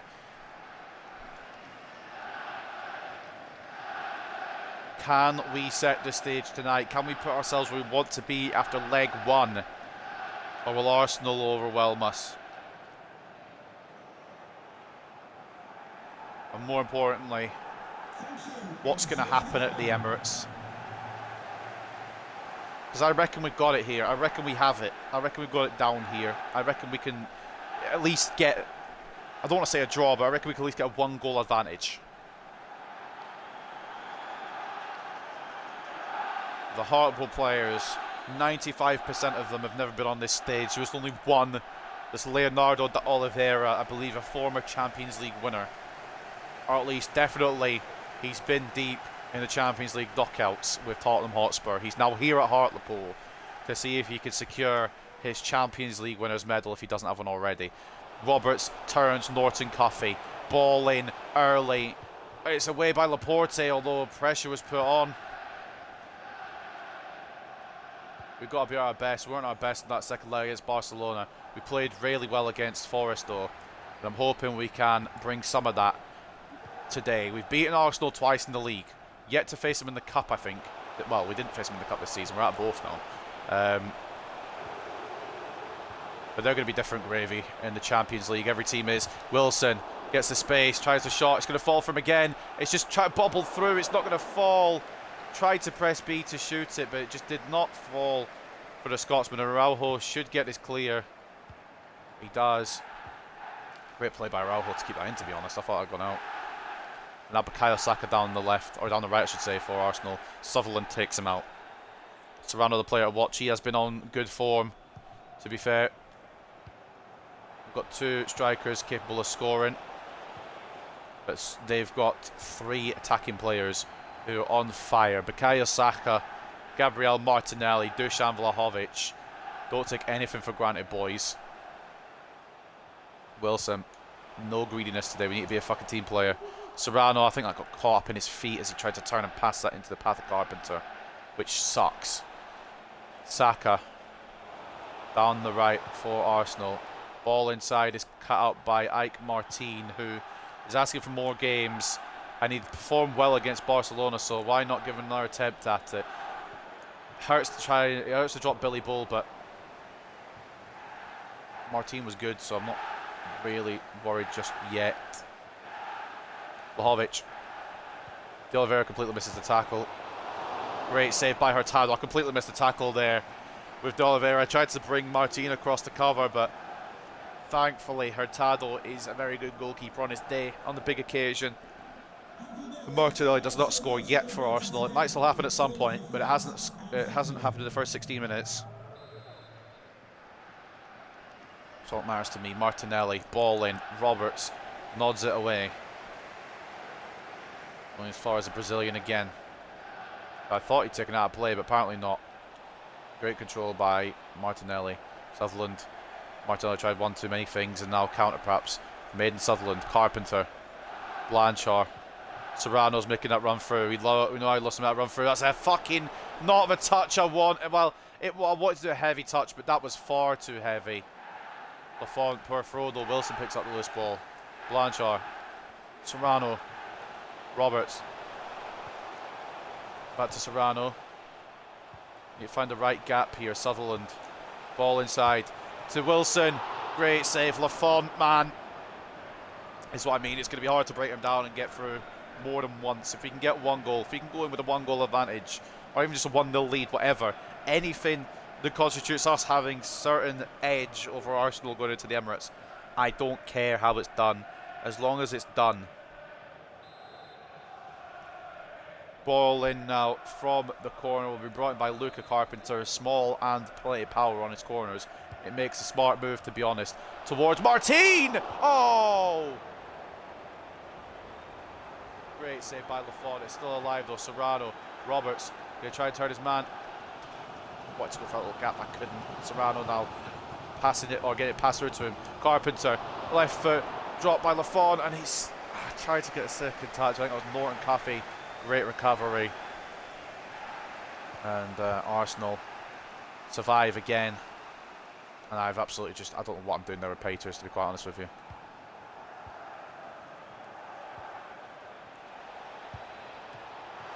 Shot, Hurtado saves it. Martinelli keeps it alive.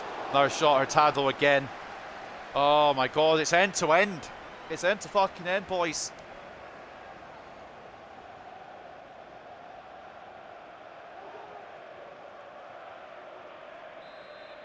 Corner.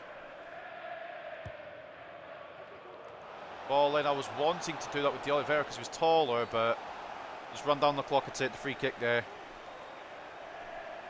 Could have maybe countered, but I didn't.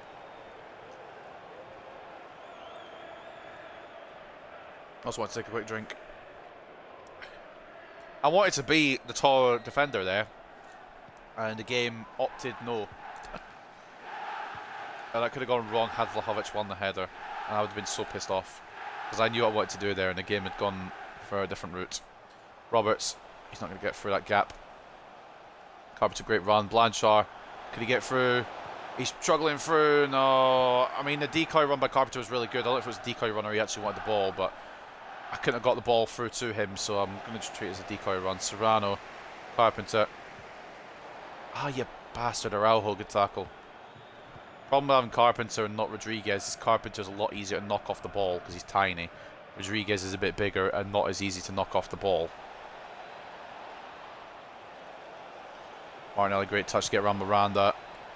Vlahovic, 1-0.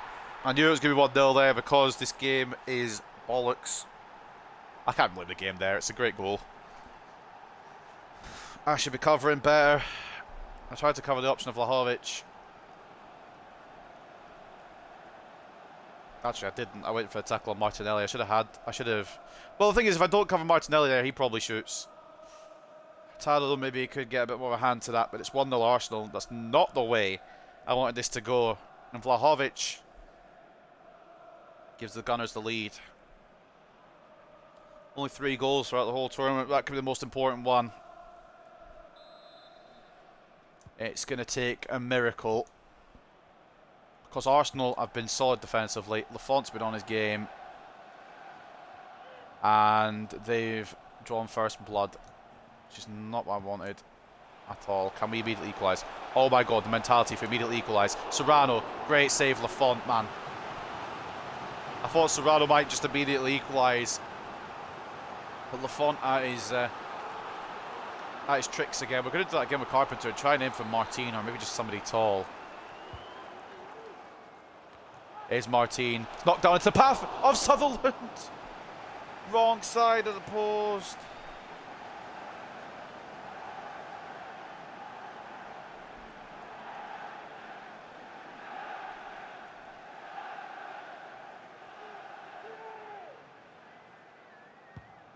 I thought I might have been the equaliser there from the captain, but not to be.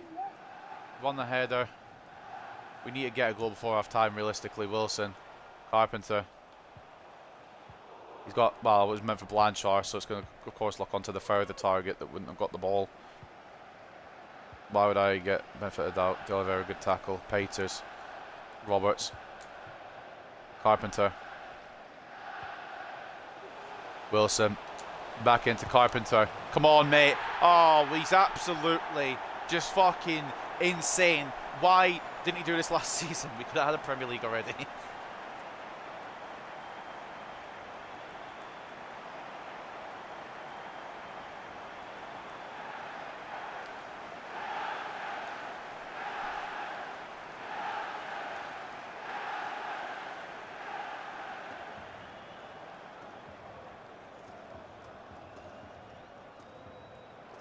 We could have had the Premier League already if he could just score it as last season.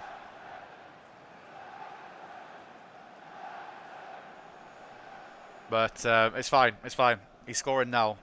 And it's really important that he scored there just before the break. 1-1.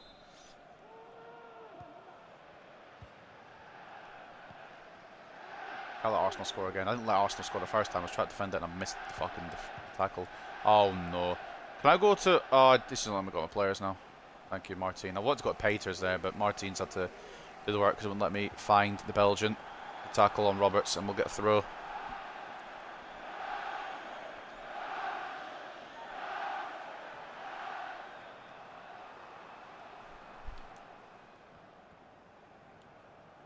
Carpenter. Miranda. Wilson. Oh, he was there. I think Wilson's offside for that one, but it's not going to matter. We'll take 1-all ahead in the break, honestly. Not too shabby.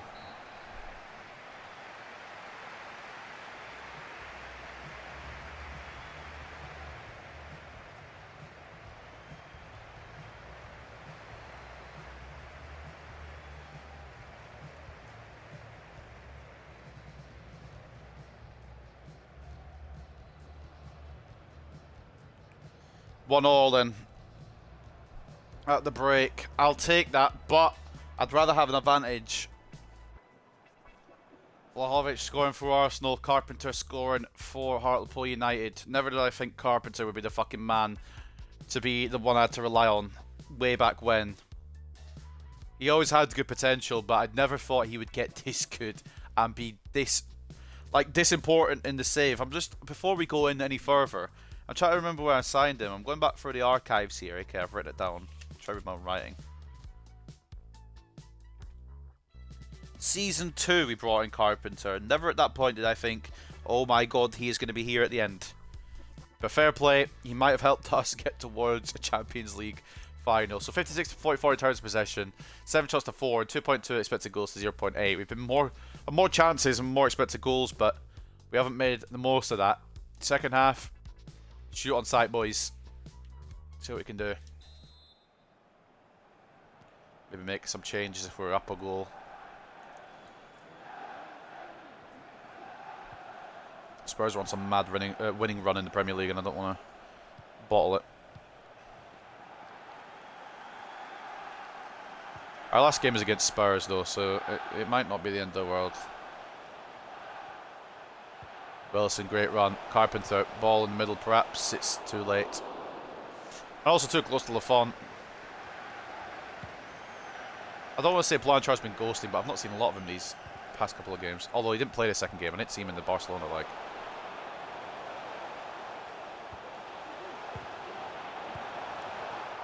Just try to find any way to force this ball into the net.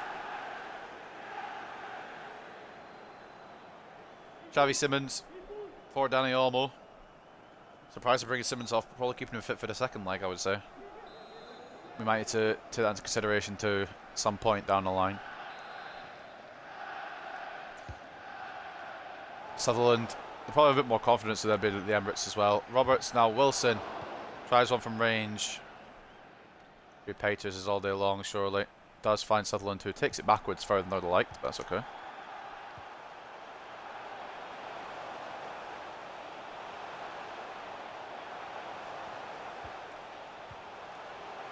Peters is not going to get that, but Blanchard is straight at the font. I thought I was going Peters there. Sorry, I went a bit quiet there. I'm just trying to focus on not fucking this up. Sutherland now down the left, away from Bukayo Saka. Where is Wilson? There he is. Carpenter tries to meet that ball. It's an awful pass from Wilson, and I've just tried to do something with it, but it's not happened. Sutherland closes down Saka again. It's been very difficult for Arsenal to get down this right hand side. Sutherland's been playing its best. Carpenter can't get the ball for Araujo. Closes it down.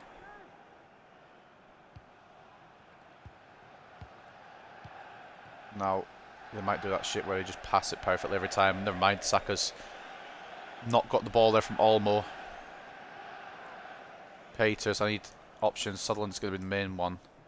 Hoping Wilson's open. Carpenter. Blanchard, I just don't understand why the power suddenly just goes miles up when I don't want it to. Great block by Peters. Miranda should get that. No issue. Oh, fuck off. It's an awful attempt, to be honest with you. Don't know why he tried that. We're going to make changes. Ali comes on, I think. Not to mention Young. And we'll freshen up in the midfield as well, Maresca.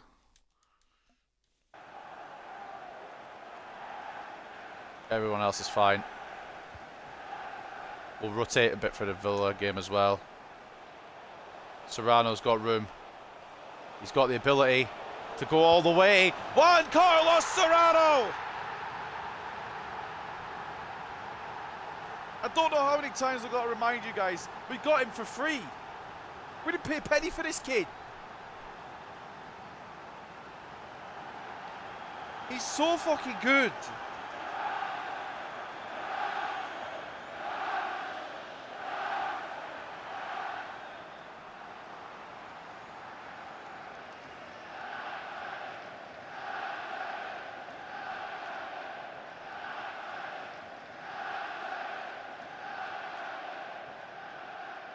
Fucking hell. He's just come off, but that's a fucking last impression if it means we win this leg. United chants ringing around now. We have the fucking advantage. Advantage Hartlepool.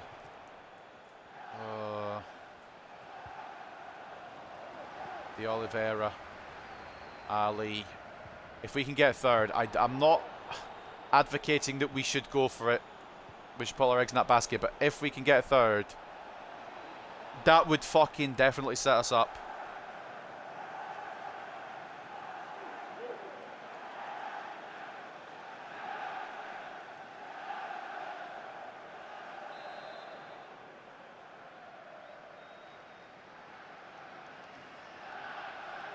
Free kick.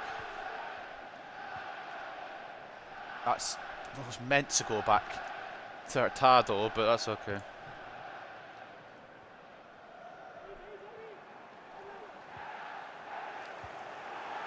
Oh, fuck off. I've pressed to slide there with Sutherland. It's just ignored my button press.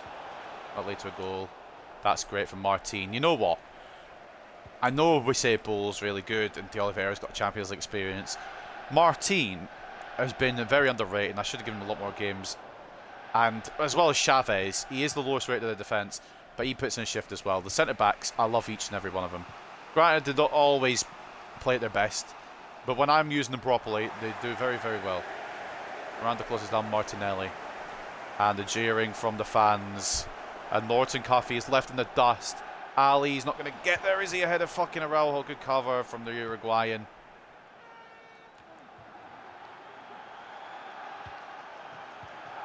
That opens up a chance because Martin's way out of position. Just needs to put it across the box. Yep. 2-2.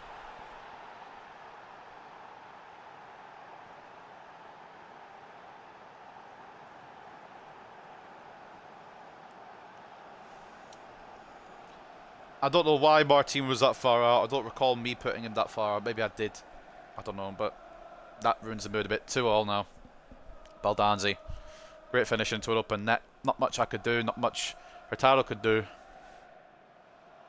And that really sets this game back on an even keel. And in fact, actually probably gives the advantage to Arsenal. Because they're hosting the second leg. Tommaso Baldanzi. Great player. Didn't have to do much there. It was all worked from Saka and Vlahovic. But Baldanzi with the goal. And now we've got 12 minutes to try and find an advantage. Norton Coffey coming off for Gagin.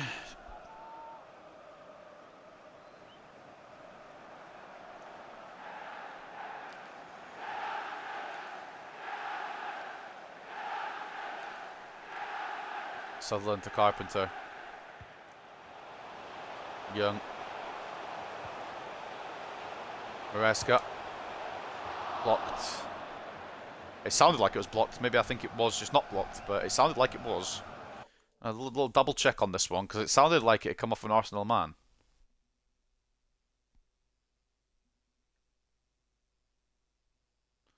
No, it just didn't have the curve on it that I wanted. Fair enough. Understandable. Have a nice day.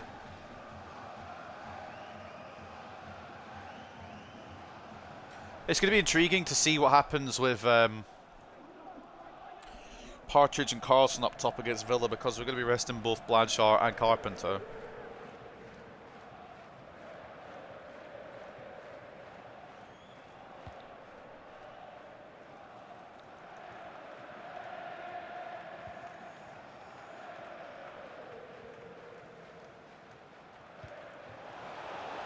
Oh, it's a great ball through. They've left the gap. Young! Oh, what a save. I went quiet because I didn't expect that fucking much space.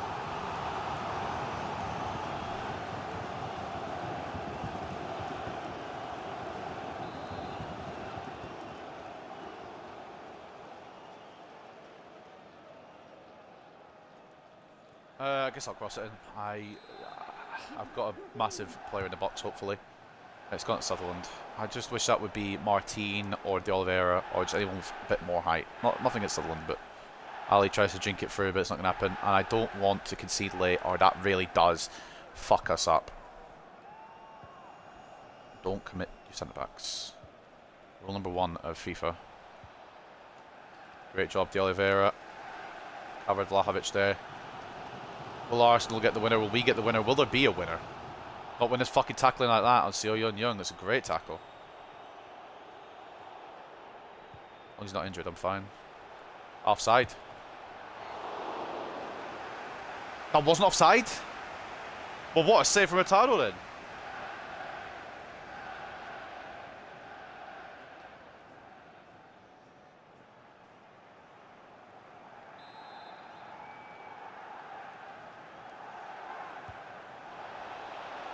Ball down, say, gonna go all the way. Maresca saying no.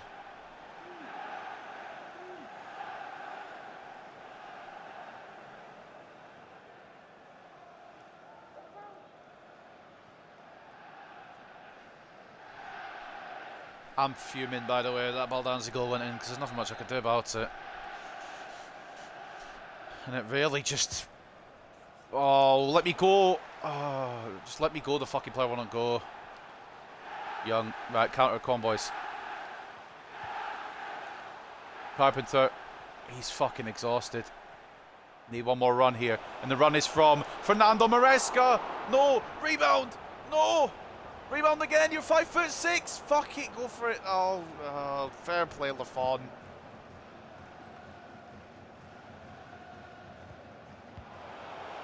No, fuck off.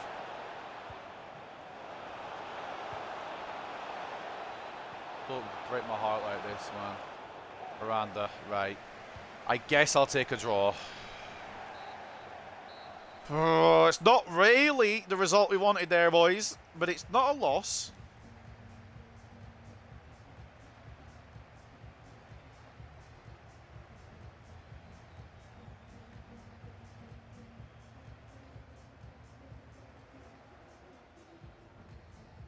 Oh, man.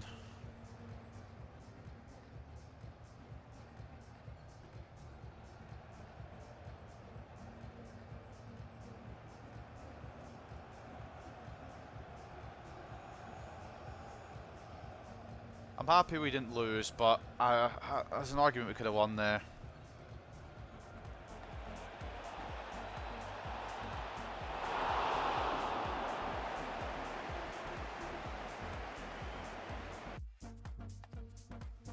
Well, it's even as it goes, just like in the other semi-finals, so nobody knows who's getting to the final yet.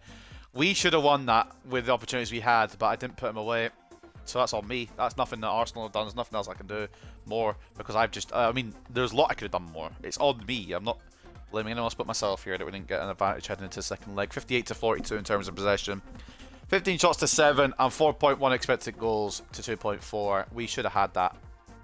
Hook, line and sinker. We should have done it. Lafont made some good saves, but I should be finishing more chances than I did today. And that's on me. The way she blows, ladies and gentlemen. Take a look at the match ratings then. Man of the match goes to Carpenter again. Always seems to be man of the match because he's just that damn good this year. And I've never been happier with one of my decisions. The decision to keep him in the team was an absolute masterstroke. A goal and 8.5 for him. An assist for Wilson and an 8. Active down that side the whole time as well. Serrano with a goal and a 7.2. The other assist coming from Ethan Roberts with 7.2 as well. Hurtado could have done a little bit better today, but made some good saves too. 7 shots on his target, 5 saves, 2 conceded. And that's the ratings like that. There's some of them obviously substituted on, so it's not a big deal. But Hurtado and Blanchard need to buck their ideas up for the second leg. And I'm wondering, do we even start Blanchard for the second leg? Goal and an assist from Dusan Vlahovic. He gets an 8 as their man of the match. Saka with a 7.9. Baldanzi with a goal and a 7.7. Araujo, a fucking bastard to try and get past, and he proved it today. Martinelli with an assist and 7.6. And then Lafont as well, Superman in that goal. 10 shots, 8 saves, 2 conceded. You know what? It's not the absolute worst. I would have liked some kind of advantage, but sometimes you don't always get what you want. And it means you've got it all to do. at the Emirates.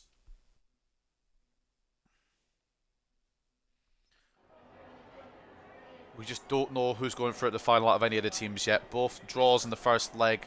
Sporting drawing 1-1 with Leverkusen. We're drawing 2-2 with Arsenal.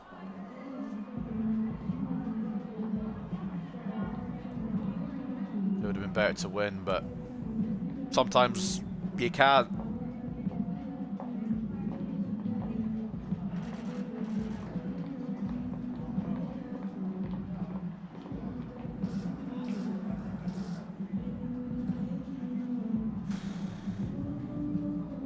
We didn't lose.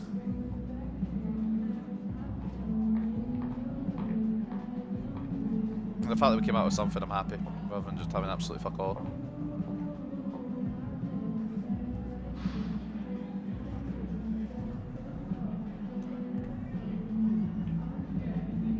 Yeah, it's not me, but I honestly, ultimately, I just feel like, you know, we need to keep him fresh.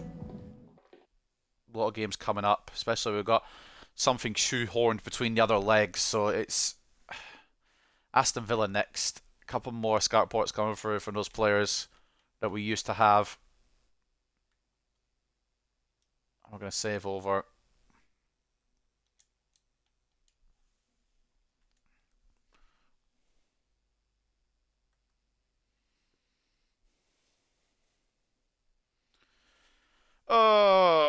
Carpenter scores in Hartlepool's draw against Arsenal. Not too shabby. But I just wish we could have fucking had an advantage to take it to the second leg. Carpenter's goal helps his team to a 2-2 draw against Arsenal. Most goal involvements in the Champions League. 6 goals, 4 assists, 10 goal involvements. He's just been fucking world class all over the place. And I'd be remiss if he doesn't start the Champions League final. And I actually might drop Blanchard for Rodriguez if we have to drop somebody. Or maybe I just don't drop anybody. We've got Aston Villa next. We have to win here. Spurs have closed the gap mad amounts, so we have to win. We physically can't drop points. Take a look around the teams here, or the player of the month shortlist. It's Carrillo for Leicester City, Foden from Manchester City, Højlund from Manchester United, and Ansu Fati for Spurs, who might have caught up to Carpenter's Golden Boot. I don't know. I haven't checked. I'm a little bit mad, if I'm being honest with you. That didn't take advantage of any advantage there. We didn't have an advantage to take in to the second leg, I guess is my point. But no advantage for either Leverkusen or Sporting either, so the second leg will really decide everything. Will we get to the Champions League final, or will we fall and we have to do a season 10? Oh, I might cry if that happens. I love this team, but if it's got to be another season, I might just, cry.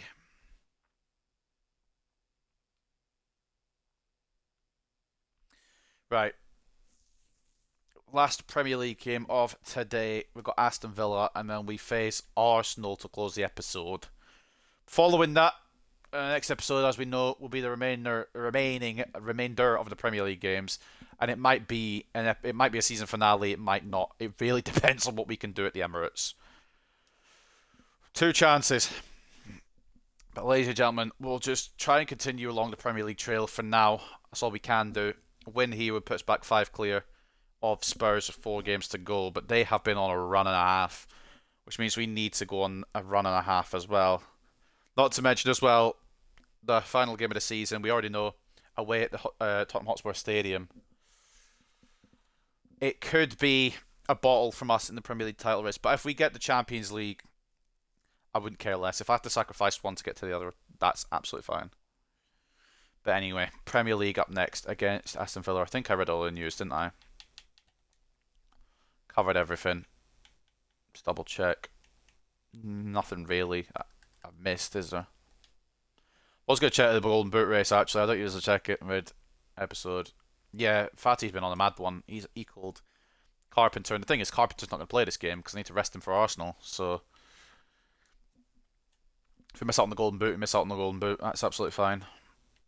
Mostly a rotation team here. We need to keep the big team for Arsenal. It's not that I don't rate Aston Villa, and they probably will do a job on us. Where is Dickinson? Blind. There he is. Diop, Maresca. Carlson Partridge is a fucking crazy idea, but it might just work. Drag Diop back a bit so he's not crying as much. And then Young.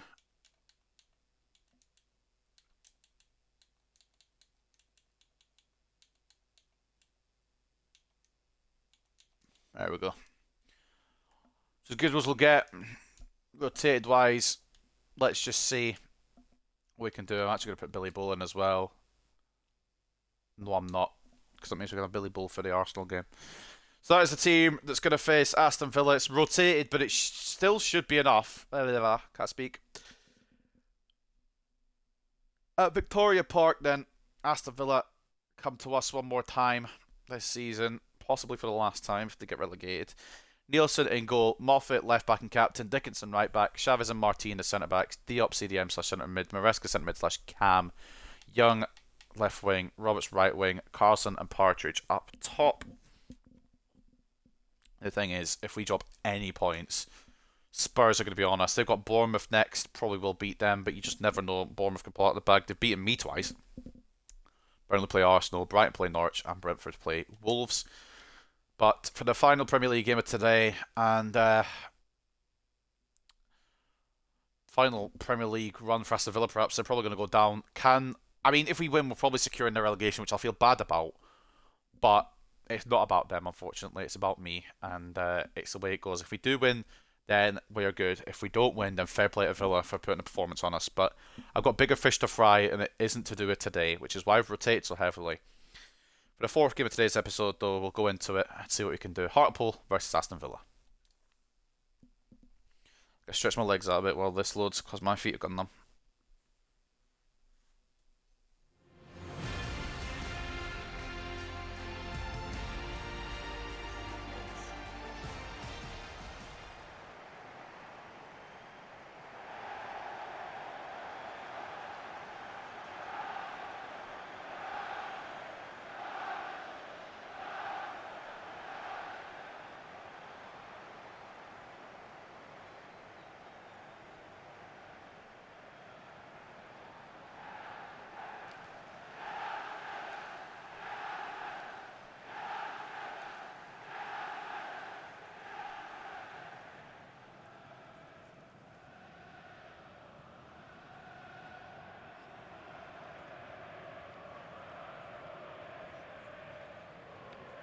Cheers.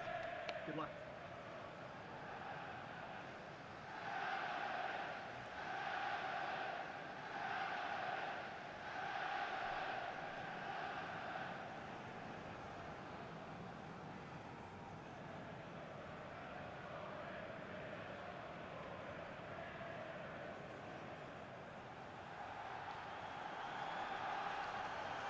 I shouldn't really be worried about a game against Aston Villa, should I? They are in fucking 19th or 18th. They're in the relegation zone. It shouldn't really concern me at all, however, they do.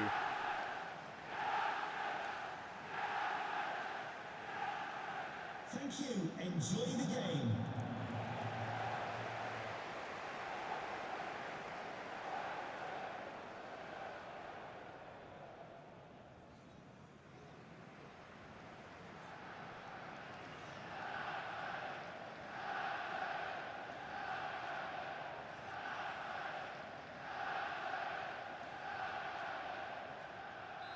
Two chances here. We either get fucking shocked or we get what we deserve, which is 3 points. That being said, I've just ran Moffat out of position already and Kuol's already through. Take the goal kick though. Kuol couldn't do much.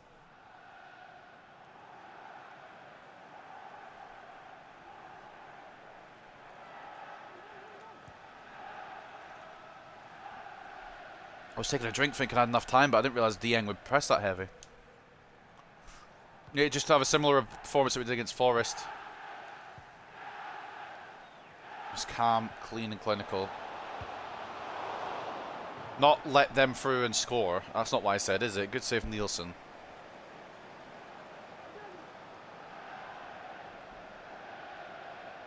I think the rotation might have over rotated, if that makes sense. But at the same time, we maybe need to. Destiny's still in our hands in the Premier League as well, because we've still got Spurs to play. It's a fucking scramble, but Nielsen ends up with the ball, and that's all that matters.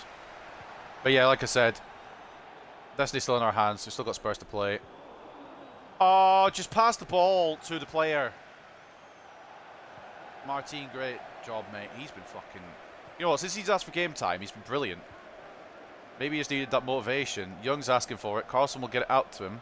Oh, that's poor from the centre-backs. Oh, he's done well to recover, though. I panicked. D up. Try to poke it through to Maresca. It's not going to happen. I have a horrible feeling that Aston Villa are one of these teams that are just going to play really well, despite the fact that they're in the relegation zone. I've had a lot of these throughout his career mode, so it's nothing new to me at this point, but that's what I'm kind of already getting that fucking vibe. Partridge. I don't know why he has the first touch of a fucking... I'm not going to say that, actually, because I might get banned. But I don't know why his first touch is so god-awful. It just seems to, like, escape him every time. Good tackle, Dickinson. The ball just seems to run away.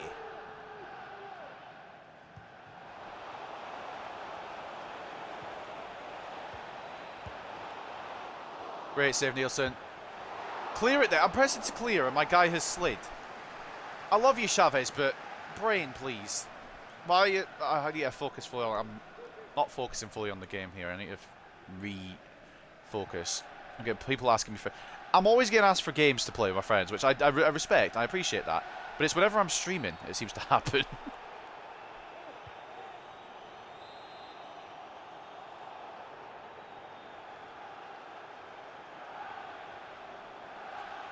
Oh, man. Moffat. Chavez. Maresca. Moffat's making the run. Please stay on side. He has stayed on side, hasn't he? That's a ball in the back post for Robert!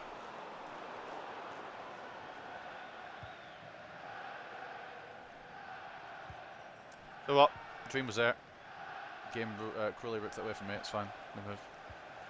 This isn't going to be no 5-0 or 3-0 or whatever we got against Forest. This is going to be a fucking close encounter. Maybe even a loss, because Villa are playing it around like they're not 19th, by the way. They're playing it around like they're maybe 9th. We're playing it around like we're 10th. We're just slightly behind them. Obviously, there's other things on our mind, but like... We've still got to win the Premier League, boys. I'm not being funny. Chavez, good interception. Pokes it away to Moffat. Carlson. Partridge. Oh, that's not great movement from Roberts, to be honest. The pass was the right idea. It's just Roberts didn't continue his move. Martin. Maresca. Diop. Carlson inside. Great save. Defoe. I think that's our first proper chance, to be honest with you. Defoe makes a great save. I think he was the Lloris region I was looking at not long ago, well, maybe quite long ago now. Carlson has got a second opportunity here. Just switch it onto your left, you fucking Swede. I'm not trying to get mad at you or anything, but like, all you need to do is just switch it to your left and you probably score. I'm committing centre backs. Head's gone. Diop. Nice job. Chavez cleans up the mess. Moffat. Oh, Partridge can't get through to Carlson. Yeah, this is a awful strike partnership. We may need a Blanchard or a Carpenter to come on and assist at some point. Partridge. I might have done the wrong thing signing Partridge, to be honest. It doesn't feel like he's that good. Also, they're closing him down quite quickly. It's not really helpful that our defence is very good. Spurs lead. Young. Carlson. We lead! Shut up, Alex Scott. This is our game. No, in all seriousness.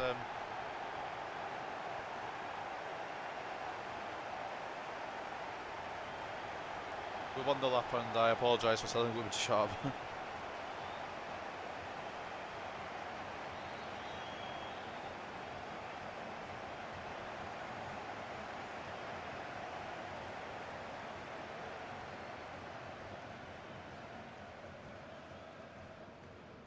Jesper Karlsson with a goal.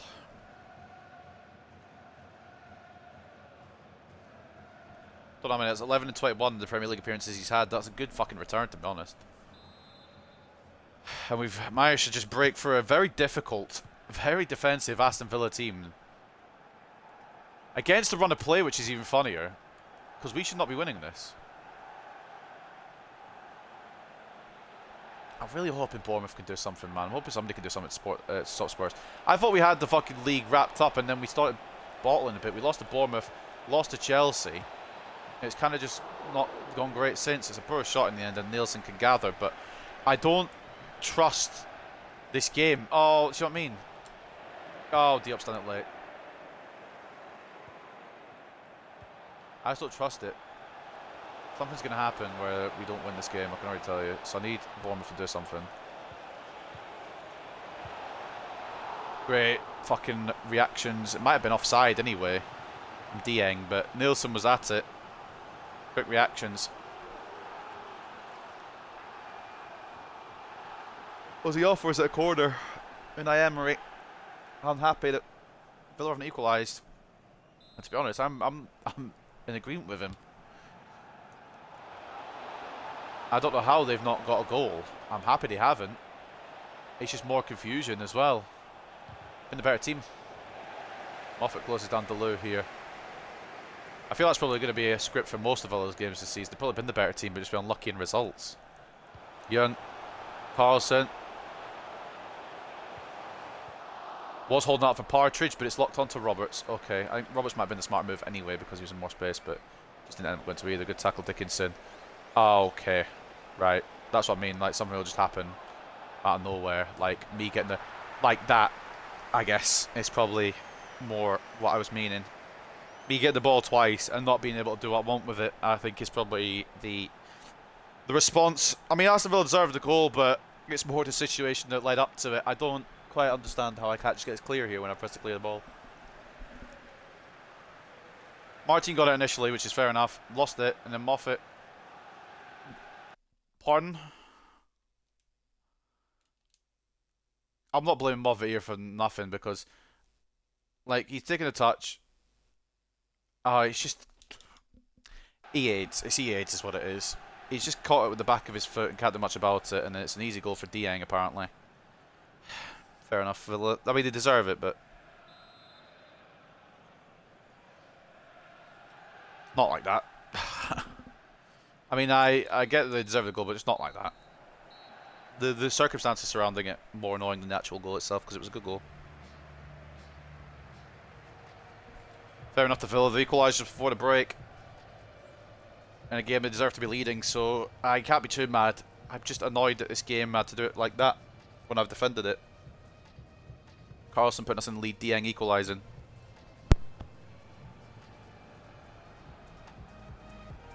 Can only hope the Spurs are dropping points too at the moment. I don't think they are. I think we're up on Bournemouth 2-0. Fuck's sake, yeah. We're going to have to fucking figure it out, boys. 1-0 between Burnley and Arsenal. 2-0 to Spurs over Bournemouth. 1-0 to Wolves over Brentford. 0-0 between Brighton and Norwich. And then Southampton and Crystal Palace will play later on. Taking a look at the stats here, it'll be favouring Villa. Yeah, 52 to 48 in terms of possession. 7 shots to 4 in favour of the away side.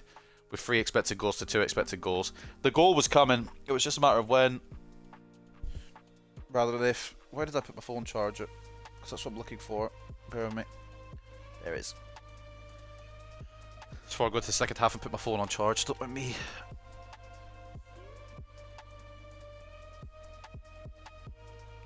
Alright, bugger it. It's just fucking throw all balls to the wall. What have we got on the bench if we need it? Well, I didn't bring Carpenter, which is probably a smart move. I've got Blanchard, Ali, Serrano. Yeah, we've got a fucking stat bench if we need it. Try to believe in this team for a little bit longer.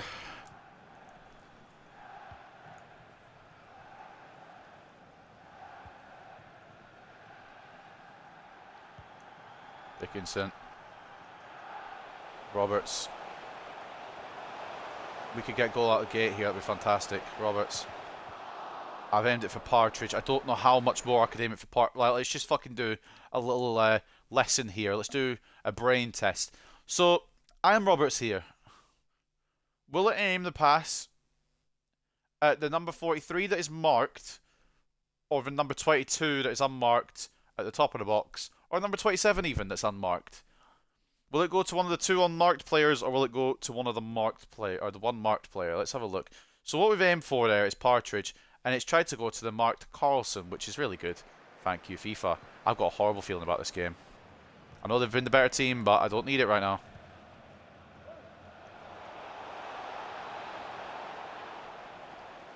Any other day, Villa, you can have this, but not today. Not with Spurs being right down our necks. Don't go the other side of the defender, Partridge. Oh, he didn't, to be fair. It's just great interception from Ito.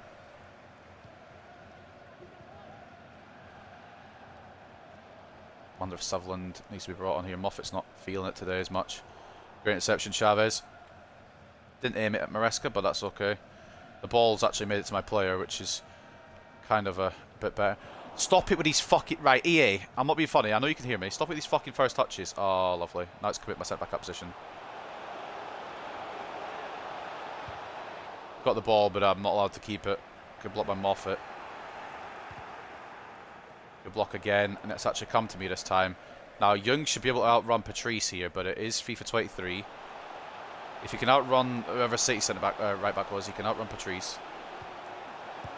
Partridge into an open net. Lovely.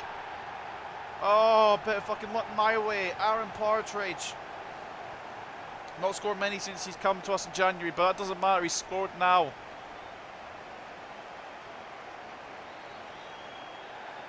The goalkeeper committed to Young here, and it left an open spot for Partridge to shoot into. And he might not be at his greatest, but he's not going to miss that. If he does, he's getting fucking released.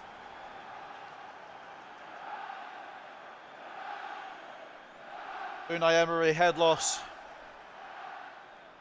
Especially because Villa deserve to be winning this. But nobody asked. Plus ratio, in my opinion, so...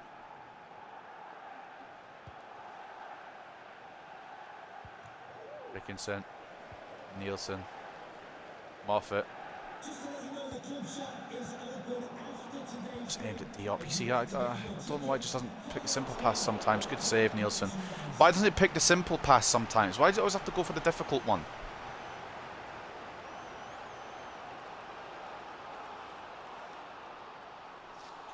Corner at Villa, half an hour to go, and they will equalise. I just need to find a third before they do. Great save again from Nielsen. I had a man on the line, but nobody was marking Zimmer there. Wondering, do we want to just inject a bit more pace into the attack? But we've also got Arsenal in 3 days, and that's make or break for the season. I know Premier League is important too, but we need to get to the Champions League final.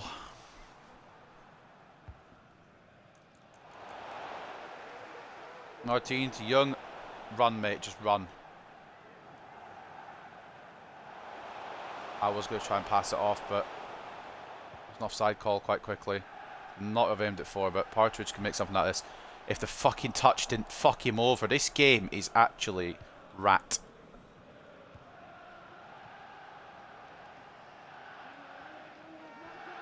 This game's a dickhead. Good physicality there from Martin.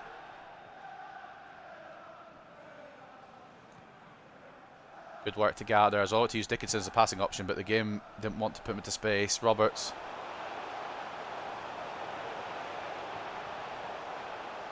Young. Oh, to the corner. I was trying to fucking get that to Carlson somehow, but it went through to Young. And he's won the corner out of it, so we're going to make a couple of changes ourselves as well. They're doing some, so we might as well be rude not to.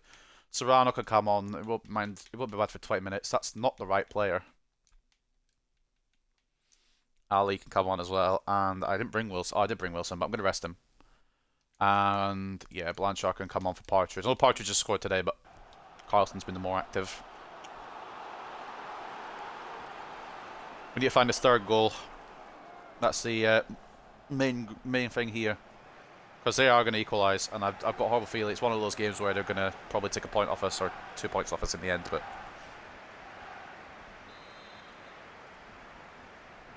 if we can get the third goal and beat the scripting before the scripting even starts, be wonderful. Young towards Blanchard, not really the best heading.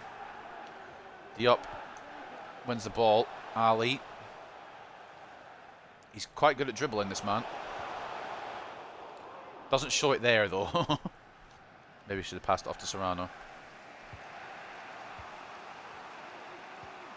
These very hard passes always seem to go perfectly with that first touch issue. What's that like? I mean, to be fair, I put the sliders so they would have less first touch issues, but still. Shouldn't be no issues, it should be less issues. Ali's got space to run into. Good decoy run by Carlson.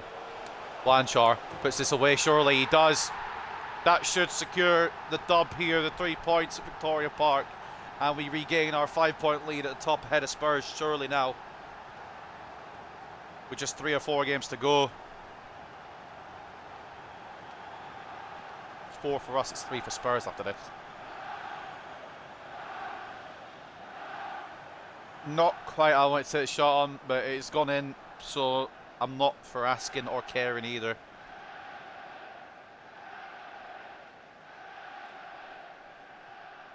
Of course I'd like to win this game, but you know what the fucking bigger deal is this episode.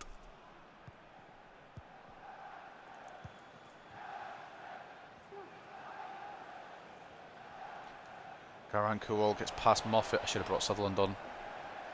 I might still do that actually. Do we have Sutherland as an option?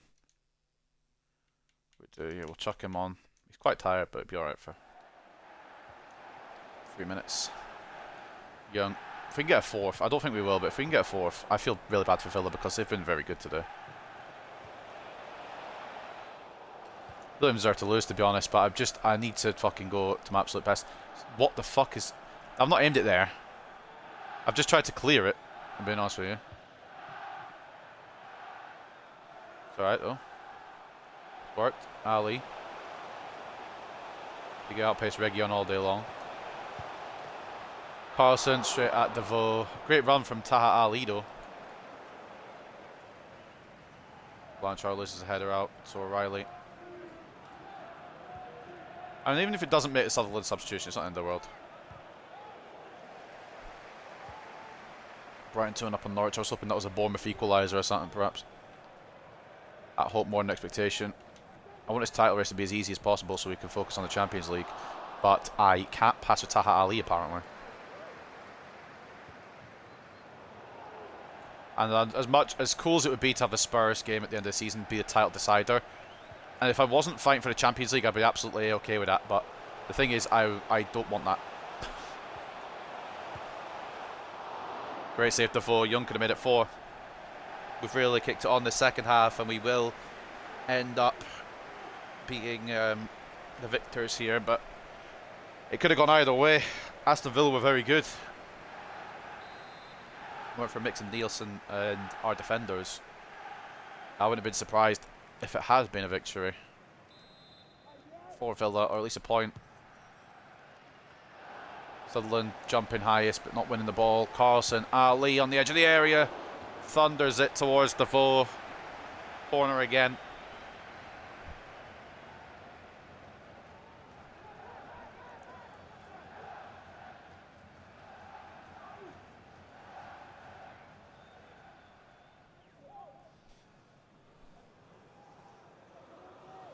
One cross around, gonna play it short. That boy was whipping it in for nobody to win because it just looks on Sutherland. Try one from Young, for Young maybe. Oh, blocked. If I could speak, it'd be great too. Oh, great play by Chavez. It's all in my dream. Blanchard, Carlson. The space. I maybe should have played that back for the gap, but I saw the gap to shoot as well, and I went for the shooting opportunity instead. 4 minutes of added time here at Victoria Park. It is going to be 3 points going to the league leaders. One step closer to Premier League glory. That was for Carlson. That's okay though. I'd like if we didn't concede late, just in case. God forbid I get what I want though, you know what I'm saying? I thought I managed to close that down with Chavez, but I didn't quite move as well as I guess I didn't lunge. I didn't lunge Well, it didn't lunge far enough. It doesn't matter in the end. Thank God we got that third goal, because I knew that goal was coming. I knew that goal was going to happen. I just needed to get my third.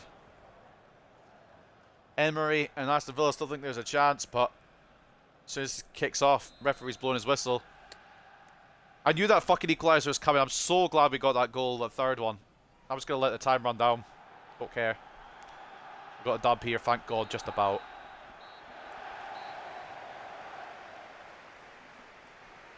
Not to mention we take ourselves over the 100 league goal mark now. I believe we're on 102. And it was a very good fight from Aston Villa. And imagine if we hadn't got a third goal from Blanchard, I would have fucking been so mad. Because it would have been that last minute equaliser from Ika Bravo there. Would have sent me. Unless Bournemouth have done something against Spurs, but it's unlikely. Carlson, Partridge and Blanchard with the goals for us. Dieng and Bravo. Injury time of both halves. Both trying to give Aston Villa a chance, and they gave it their all, did Aston Villa, but we've just edged them out. Thank God, because they were the better team. That absolutely were the better team. We kicked the second half, but still could have gone either way. 58 to 42 in terms of possession. 11 shots each. 3.8 expected goals to 3.6. They did not play like a relegation threatened team at all. And honestly, I'll feel bad if they get relegated, but I needed to do what I needed to do. Man of the match for us. Not for the whole game, to be fair, but for us was Seo Young, 2 assists and an 8 rating from the South Korean, I should say.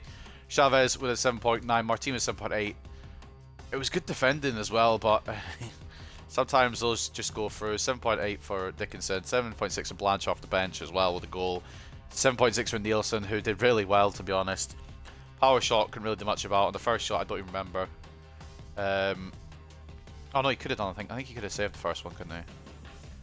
9 shots, 7 saves, 2 conceded. It's not bad. It's enough to give us the win anyway. Goal a 7.5 as well from Carlson. Partridge with a goal 2 and a 7.2, and an Ali with another assist coming off the bench. 7 rating. And this is the rest of the team. Some of them didn't perform to the peak. Some of them were subbed on late, so I'm not gonna go too mad. That's why the ratings don't really reflect, like the ratings on this game don't really reflect how good they were, in my opinion. Ike Bravo with an 8.1 and a goal. Dieng with the other goal, a 7.7, but it was not enough for Villa, with Facundo Farias getting one of the assists, 7.2. Like Deveau putting his best in, 9 shots, 6 saves, 3 conceded. Unfortunately, wasn't enough to stop us from getting another victory. And I don't understand how this Villa team's going down, to be honest, because they're not. I mean, some of them are a little bit lower, but they're not absolutely awful. Anyway, post-match interview. Spurs did win. Arsenal won as well. They'll get some momentum heading into the second leg, which is the final game of today's episode. Talk about a fucking ending, man.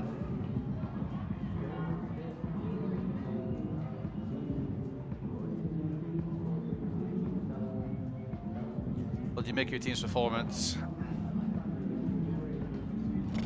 We had enough chances, but so did they. It was incredibly close.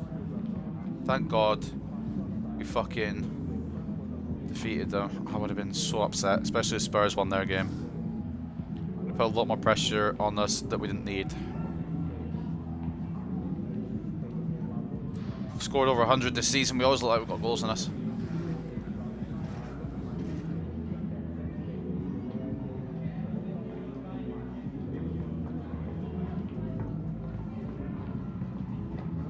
Didn't play Maresca as a right winger, but you... Okay. I mean, he didn't play as a winger. We've got Roberts and Ali out there, but that's... You're welcome, mate. Maresca's gonna send me a message now saying I'll happy to be a right winger if you want me to be, isn't he? Yeah. That's probably why they asked it, and I don't think why is my manager rating gone down? I don't think Chi's gonna go. Question is, why is Manchester United gone down when I'm winning games? Bit of an LA from the game. Diop wants this game, bollocks. Wait a minute, we're just hold on here, boys. Hold on. First of all, I'm checking the Prem table. 2 points behind, still with a game in hand. or play the game more than us. Who have they got left? They've got United, us, and Villa. We've got Southampton. I know we've got Liverpool somewhere. We've got Leicester. Oh, Leicester. And then we've got Spurs. Right. It's not an easy run in for either of us. But we've got an advantage in the fact that if we win, we'll go 5 clear again. But it's gone from a comfortable Premier League win to Spurs are chasing us all the fucking way. So, take a look at these emails. First of all, look at that. Look at that. Read it. Drink it in. The medical staff have cleared Carlos Rodriguez to return after injury. He is back. And he'll be on that bench for the Arsenal game. Diop wants to play. I'm putting the faith in you here, Malik. It was meant to be Peters, but I'm putting the faith in you, Malik. He's got to an 87 as well. But that is huge news. Carlos Rodriguez available again at the fucking exact time we could do with him. Malik Diop now up to an 87. 89 weeks, so gets an 88. But what a fucking lord of a man he is. Couldn't shoot to save his life. The passing's apparently quite good, but you wouldn't know it. But defensively and everywhere else, absolutely brilliant player. And he will get the game against Arsenal because he asked for it. But you better not let me down. Oh my. Everything's just come at once there. Because look who we've got back. Look who we've got back. Plaster next to his name. I don't care if he's on 0 sharpness. He's getting on that bench. Carlos Rodriguez. Will he be the man to take us to the Champions League final? We're definitely giving him some minutes if we can. Also saw as well now, by the way, ladies and gentlemen, and he's deserving the title this season. Luca Carpenter, one of the world's best.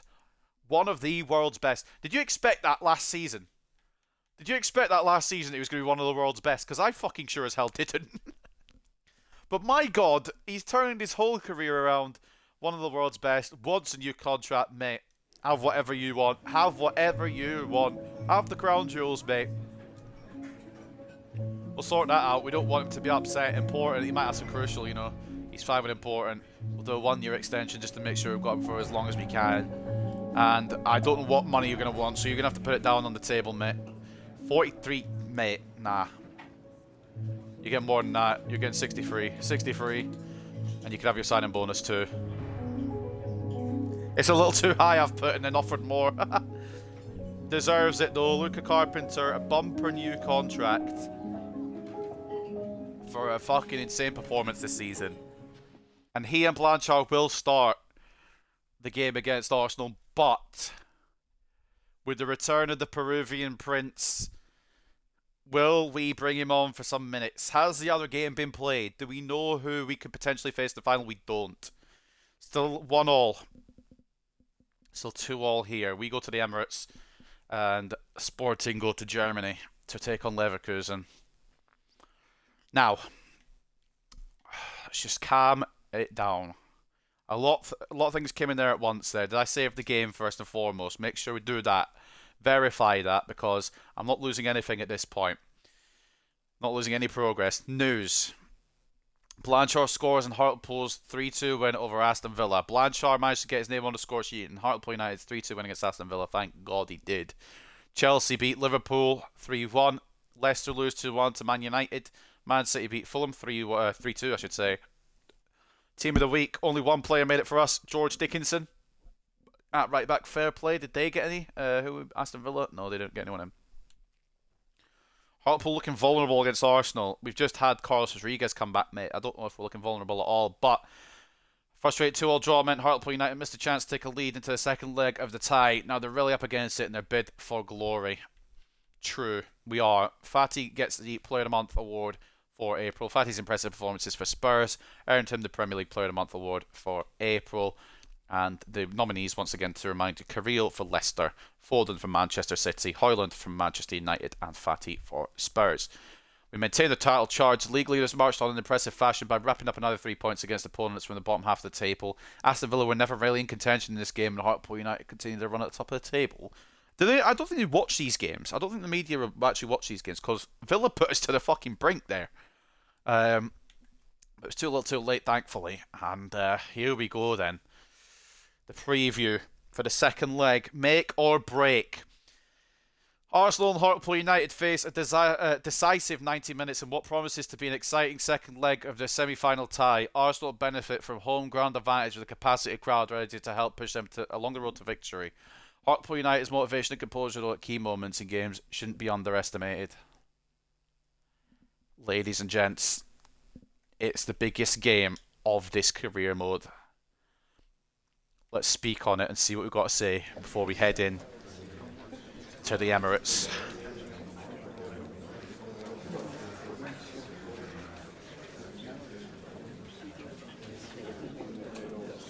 Can we get the win? We know what we have to do. Can we do it? With the fucking news, I know he's not fully fit, but Rodriguez is back in some capacity. He's on the bench. He's on the bench. He shouldn't be. I know he shouldn't be. But he's a moment maker. He's a game changer.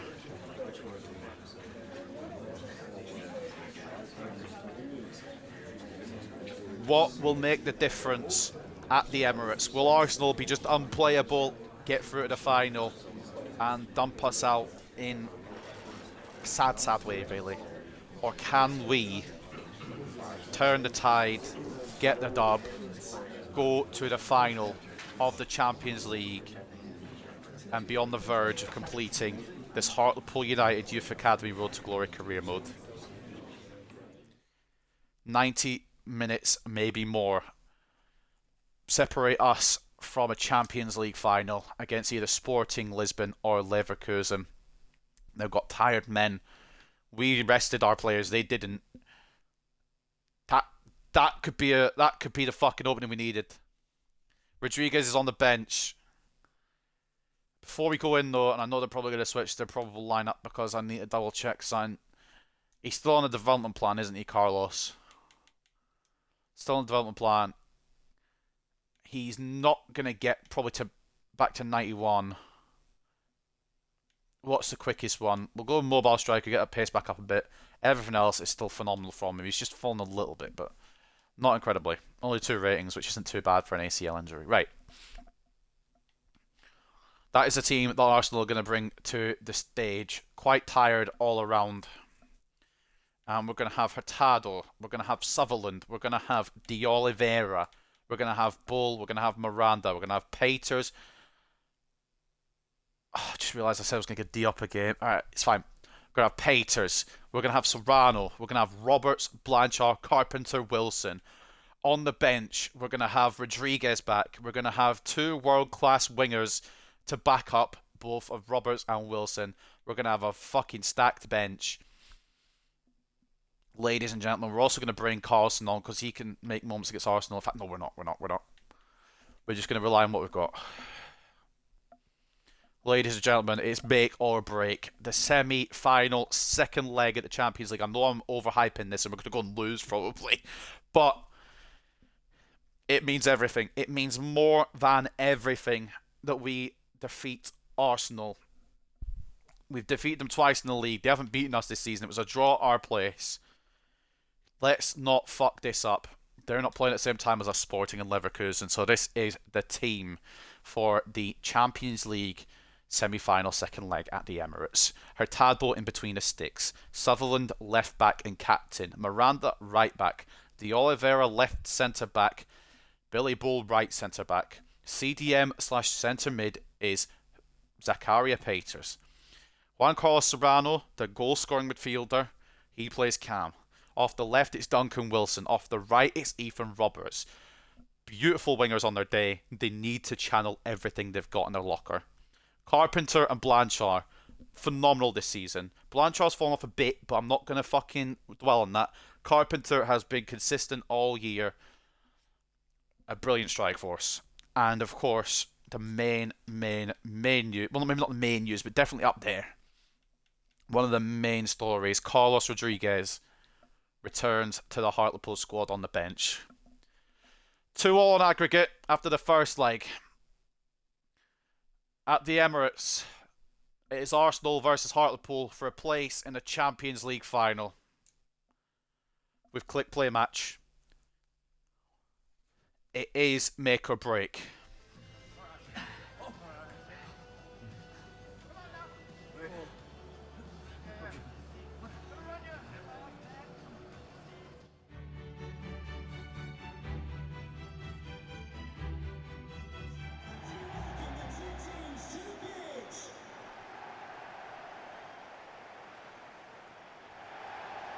I can't believe that we're even here, if I'm being honest with you.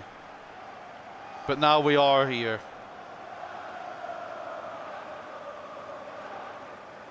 We can't lose.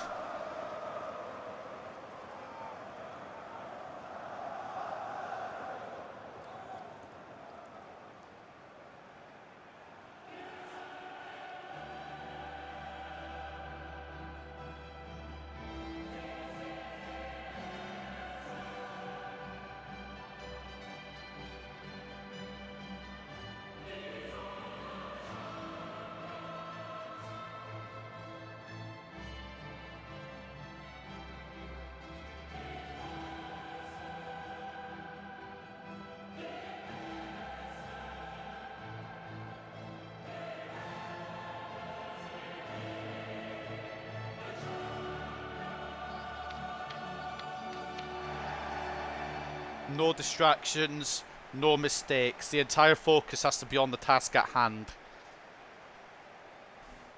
This is me just talking to myself, to be honest. They've got a tired squad. Didn't rest them during midweek, I don't know why. We've got the opportunity to take advantage of that. 90 minutes, plus potentially 30 more on penalties. Separate both Hartlepool and Arsenal from a spot in the Champions League final. Will it be the team that has clawed for 9 seasons to get to this opportunity? Or will the Gunners ruin the party? As you can see, the squad is probably the best squad we can throw at this. A bunch of fucking ballers. Which one will write their name in history as we attempt to take it to the final stage of this tournament? Arsenal kick things off at the Emirates with 90 minutes to play. A Champions League final place is on the cards. You've already won the ball back. Let's just not do anything stupid with it. Sutherland for Hartlepool. Down to Wilson. If we could score early. Oh my god, if we could score early. That would be fantastic. Referee. That's got to be a booking minimum. Laporte is going to be on a yellow card. Is it Hakimi or is it Laporte? It's Hakimi. Hakimi's going to be on a yellow card for 95% of this game. He got the initial tackle, but then tried to go for it again, and there's arguments it could be a red. But yellow is all it's given to Hakimi, and I'm fine with that because I don't want an unfair advantage inside 3 minutes. I wouldn't mind playing against 10 men, but I would rather just, like, you know, have it be a fair contest.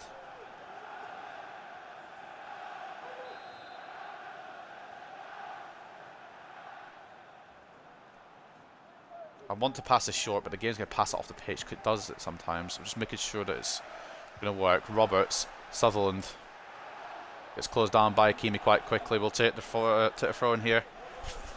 I am fucking shaking, quite literally. I'm actually genuinely shaking. I don't know if we're going to bottle this or not. Wilson needs someone. Roberts needs someone. Carpenter is getting the ball intercepted.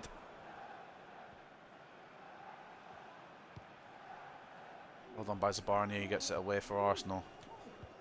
Keep fucking close eyes on this front three. I know they're fucking slightly tired, but by no means are they bad. Vlahovic, a player to watch. Miranda. He's on 4 goals in his last 3 appearances, says the commentator, so we need to be fucking on guard for that. Blanchard, Serrano, Carpenter. You know who else is on a lot of goals? It's this man! Everything Luca Carpenter touches turns to goals at the moment. It was a stupid idea shooting from that range, but I don't know what Lafont's doing that he's not saved that. Edge of the area, Carpenter had more time, just took it on first time. Maybe got taken by surprise.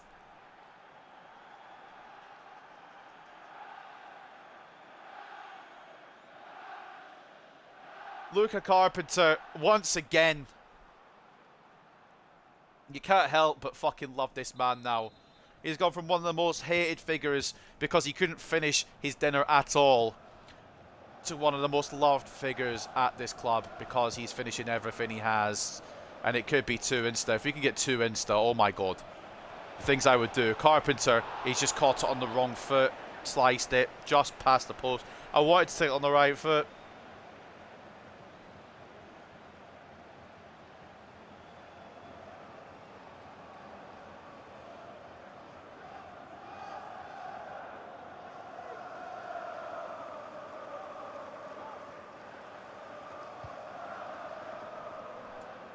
I wonder what's going on the other side of the fucking bracket. I know we've got a lead here, an early lead here. They've got to defend now for 80 odd minutes, but I wonder what's happening with Sporting and Leverkusen. Who will we face? Will we face a team that is popping off in Germany in real life right now? Or will we face George Higgins? If he has a fucking game of his life, I'll respect it. But also, if he costs us the Champions League, I'll be fuming. So it's kind of 50-50 on at the moment. I've committed De Oliveira. I've done stupid things here, but Martinelli's offside. A good save from Attardo anyway, but Martinelli is offside. Stupidity from me there for a centre-back out position. I didn't mean to. I didn't realise I'd actually switched to him for the last second.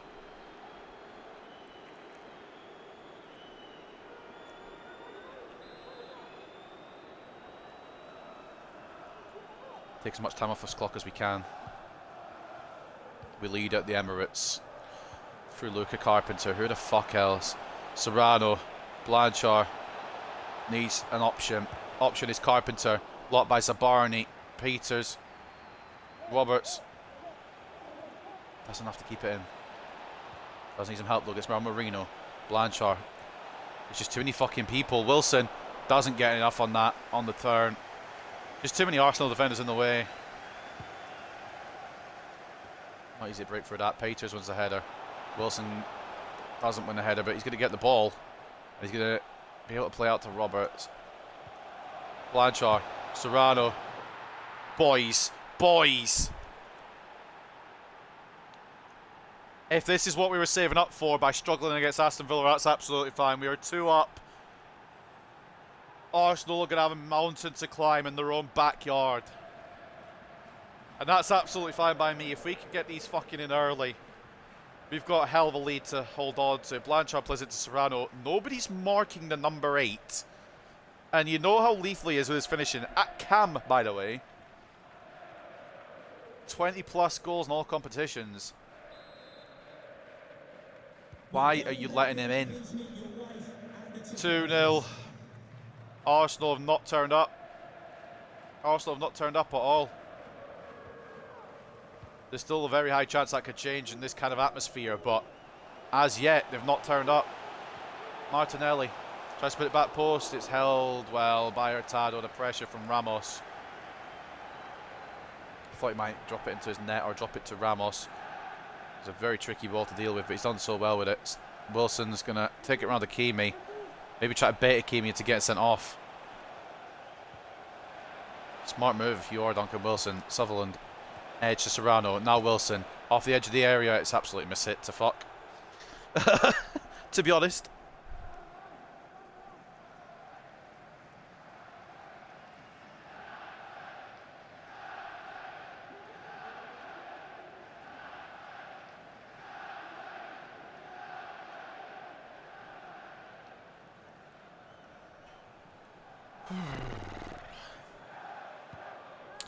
I'm so happy we've put a fucking 2-goal cushion up.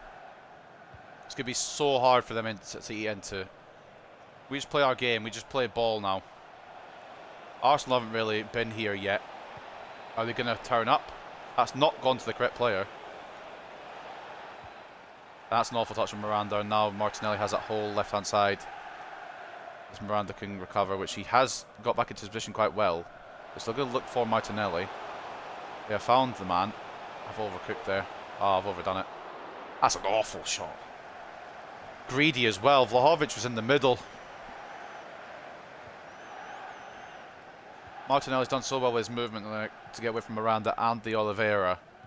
But then instead of passing it off to his striker, he's opts to take a shot on. It's not going well at all. Carpenter. What is that? Why didn't I pass that across? You got to question my decisions sometimes, like, fucking hell. The only thing that permits me to not be mad at that is the fact that we're 2 up, but that's still awful. Saw a replay of Serrano's goal there to give us a 2-goal advantage. Lafont's not been at it today. Arsenal have not turned up yet. I'm not saying they won't, because they have got the ability, they've got a quality to turn up in an instant, but they haven't yet. And that's fine by me. Maybe this is the beginning, but Aitor Miranda closes it down. Vlahovic try to close down. Serrano, good movement. Roberts. It's caught by Ramos. Thought I didn't step up with Serrano. No, commit centre back. Ramos gets caught by Miranda. Right. We've done well so far, boys. It's not been, you know, incredible, but the fact that they've not been very good either has really helped our cause. Wilson is just dominating Saka and Hakimi, and if Serrano could get a... That's... Nah, I can't condone this. There's absolutely no way on planet... I'm glad we've scored, don't get me wrong, it's a third, I'm glad we've scored. I'm pretty sure we're going to be in that Champions League final, but there's no way that Serrano should be scoring that. There's no way that Lafont isn't saving that, to be honest with you. I've got questions on this one, and it's my goal. Lafont has to be doing better there. This Arsenal team have not... They've not fucking turned up today. The pressure, too much for them. We fucking harnessed it, and they've just gone... They're just gone. They've not even arrived at the Emirates yet. Halfway through the game, and they've not even got here yet. There's still... Stranger things have happened. There's still could be a comeback on, but... It's been all us so far. I'm wondering if the return of Rodriguez has boosted morale. Peters has tried one just because, innit? 3-0 up. Probably could have power shot that, actually. I didn't realise how much space I had.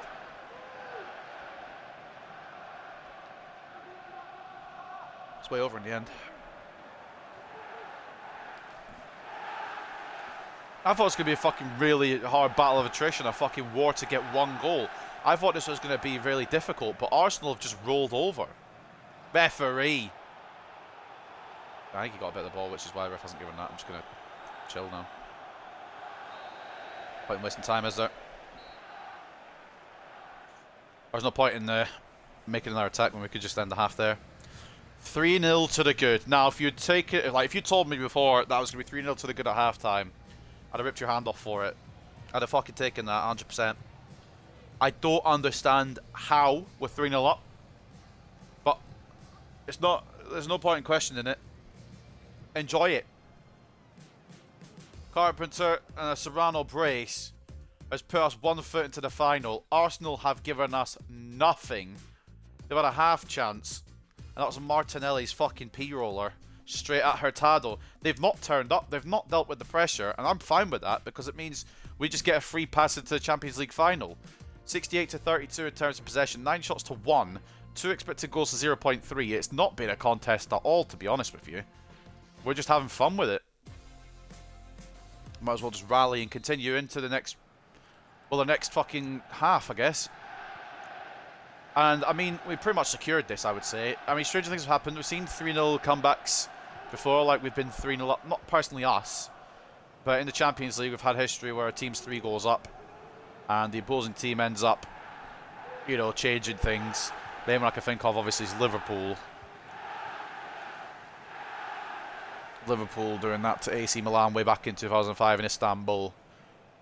Of course, there were two. It was a Champions League final. That they were 3-0 down at half time, and they managed to secure not only equaliser in the end, also they won that final on penalties.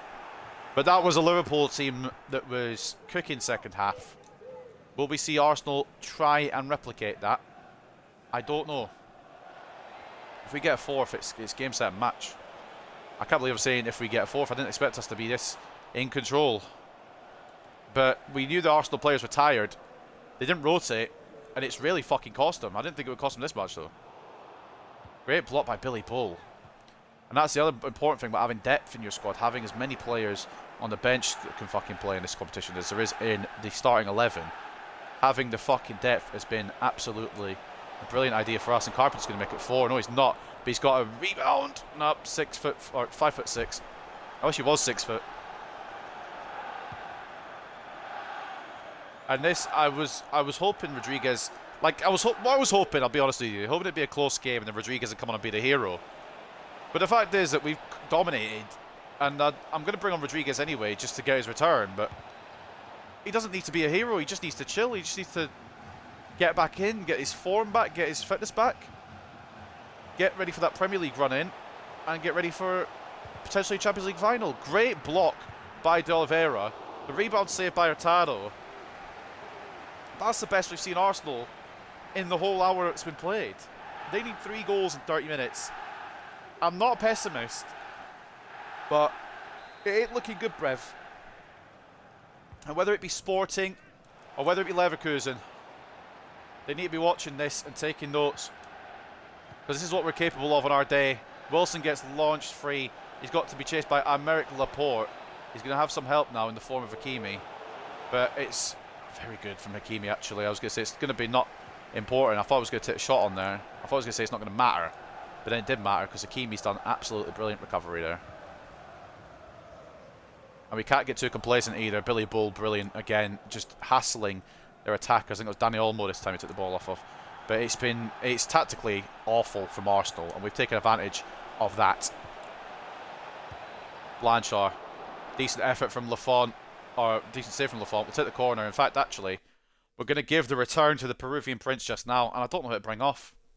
Who's slightly more tired? They've got the exact same stamina. We're going to bring off Carpenter so he can maybe try and go for that golden boot in the Prem.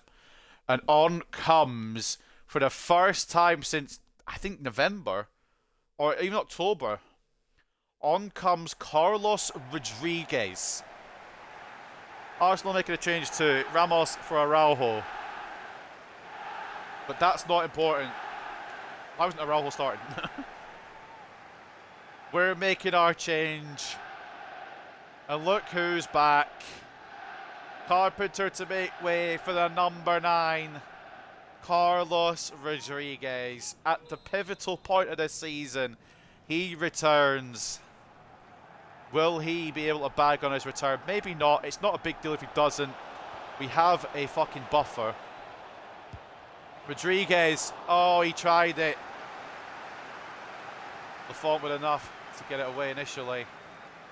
But my God, he's back. And he's back with a bang. Blanchard. Rodriguez keeps himself onside. It's closed down by Zabarny. Oh, it feels good to have him back on the pitch, you know. I've got such a fucking big smile on my face, man. Wilson. Deflected wide. I'm so fucking happy. Not only have we, you know, sorted our Champions League final spot out, number 9 is back. Easing back in with some minutes here in a 3-0 lead. There's no pressure.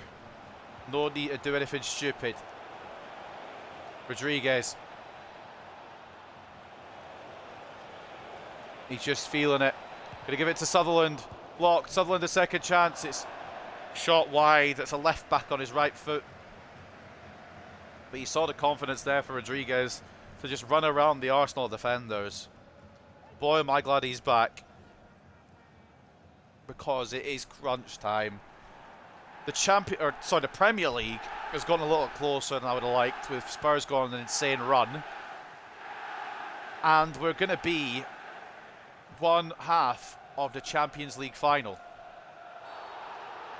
That's an awful tackle, and it's going to be a second yellow for Hakimi. Arsenal's day goes from bad to worse. Wilson played the ball for it, Rodriguez, and it's a stupid tackle from Hakimi, to be honest.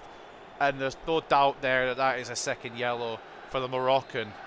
It does mean Arsenal are down to 10, and whatever minute chance they had of making a comeback is long gone now. Roberts. Oh, wrong foot.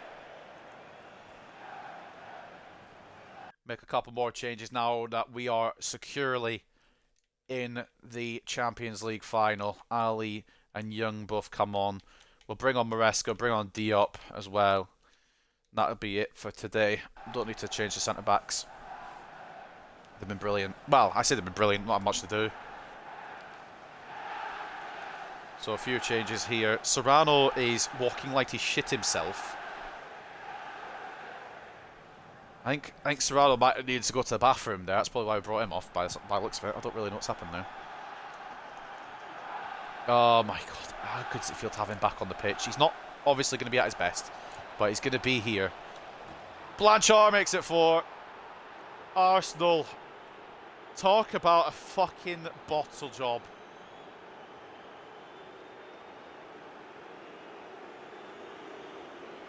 Talk about not turning up when the lights are on bright. They put such an effort in at Victoria Park, and they put in fucking a brilliant performance. But now we're here at their stadium where I thought they'd be the fucking favourites. And they've just folded. They've just sat back and let us do what we want. And that is not a Champions League final ready team, to be honest. Down to 10 men as well. No Hakimi. Saka's offside. It is an awful day to be an Arsenal fan. Just barely drifted off as well, but he did drift off. I'd have just let him have that, you know. 4-0 up. I thought, like I said earlier, I thought it was going to be a battle, this one, to try and find any advantage. I did not think it was going to be piss easy like this, and it could be 5, and it will be 5. Taha Ali gets a shot saved, though. It's a great leg save from Alban Lafont. To prevent a 5th here. I did not expect us to do this, man. Still could be 1 for Raspadori to take with him for his total. We committed Hurtado out there, and Sutherland marked the option, and it's a brilliant tackle from Martinelli, but a goal kick now for Hartlepool. Now, we know that we're going to get there. We don't know our opponents yet, as Xavi Simons comes on for Mikel Merino. But we have 1 spot booked in the Champions League final. We have 1 more hurdle to overcome to stop us from being the best team in the world. I swear that stayed in. Heavy there from Maresca to Ali. We've got 1 more hurdle to overcome. Will we do it this season? Maresca with a little foul there. Nothing serious. Ref can play advantage there. It doesn't really matter. Arsenal have not turned up today. And Rodriguez. Can he get his goal? Nah. He's not quite there yet. Not quite fully fit. It does show there. Otherwise, he'd be fucking powering through all that defence. But with still 2 weeks recovery, just easing him back in, letting him get his return. Maybe should let him have his return at Victoria Park now I think about it, but that's okay. He will get 1 goal. I don't know why they're celebrating though, because it's long gone. If I'm celebrating, like if I see my team celebrating this 4-1 down in a Champions League semi-final, they're getting shit thrown at them. It's an initial block, but the second shot comes in. We aren't allowed a clean sheet, God forbid. It's absolutely awful from Hurtado, to be honest with you, but it doesn't really matter to me. But they'll take 1 with him. Dusan Vlahovic takes 1 for Arsenal, but ultimately it's not going to matter. There's 5 minutes of added time, but what can they do in 5 minutes? Nothing, probably. Young is taking it around Araujo. Ali. I think Maresca might be offside. He wasn't offside. I panicked a little bit there. I should have just shot. I thought he was offside. It looked really offside is what I was thinking, but Arsenal can still get another one here. Too little too late, but There's something to take with him out of this competition, perhaps. Great block by Bull, and we're just going to get that clear. Ladies and gents, Hartlepool United will take their rightful place in the Champions League final. When it is, where it is, and who it is, we don't know yet. What we do know is we will be one of the teams to try and get that fucking Champions League. One of the teams that will reach immortality. One of the best teams in the world. Arsenal did not turn up at all. We took full advantage. 4-1 on the night at the Emirates. 6-3 on aggregate. We are in the Champions League final. We have got one more step to take in this competition. Will it be Hartlepool that become the best team in the world? 65-35 in terms of possession, 19 shots to 6, 4.9 expected goals to 2.3. They did kind of bring it back a little bit. I'll give them that. They did bring it back a little bit, but in the end, just too much from us. Too much firepower, too much control, and not enough from Arsenal. We scored early and just took advantage. Man of the match goes to Achille Blanchard, turned up today. Goal and an assist from him. An 8.4 for Serrano. I don't know how he only got 8.4. Scored twice. 100% pass accuracy, 100% dribble accuracy, and an assist as well from the Argentinian. But maybe because he brought him off early. But that was just to rest him. 8.3 from Miranda. Brilliant performance. Bull, electric. Knew would be. Duncan Wilson with an assist and an 8 as well. Another goal coming from Carpenter. 7.2. Excuse me, hiccups. An assist and a 6.9 for Taha Ali. Hurtado not really great, to be honest, because he only had 3 shots on target and he let one in. 2 saves, 1 conceded, but I think he was just complacent like the rest of us because they just did not turn up. Man of the match for them, if you can pick one, was Gabriel Martinelli with an assist at 7.4. The other goal, the goal I should say, coming from Dusan Vlahovic, 7.2. So Barney with a 7.1, decent defensive effort, and 6.9 for Lafont. 5 saves out of the 9 shots on target we had, 4 conceded, just wasn't there. None of them were really there today. They did not turn up, did Arsenal, and you're surprised with that, really. Hakimi getting sent off as well. You'd expect more. You'd expect more coming to the Emirates. But because it's a special event, we're going to watch every goal we scored that propelled us into the Champions League final. Serrano lays it on the plate for Carpenter. Lafont should be doing a lot better with that. Maybe he got taken by surprise. I don't know. A great finish from Luca Carpenter. Who else to open the scoring at the Emirates?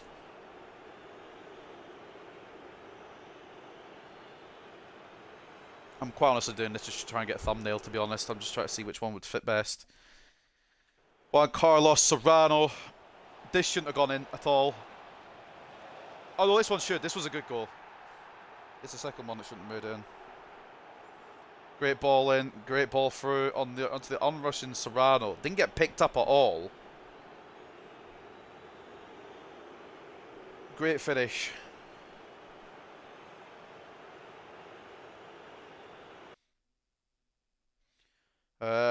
Third goal comes from him again. This is the one where I was like, I don't know if it should be going in. And this is kind of one where I thought, yeah, Arsenal are not at this level, not ready to go. Wilson absolutely turns Hakimi and then plays the ball into Serrano, who takes a pot shot. Not even a good shot, to be honest. Lafont should be doing a lot better at that. It ends up in the back of the net, and it is 3-0.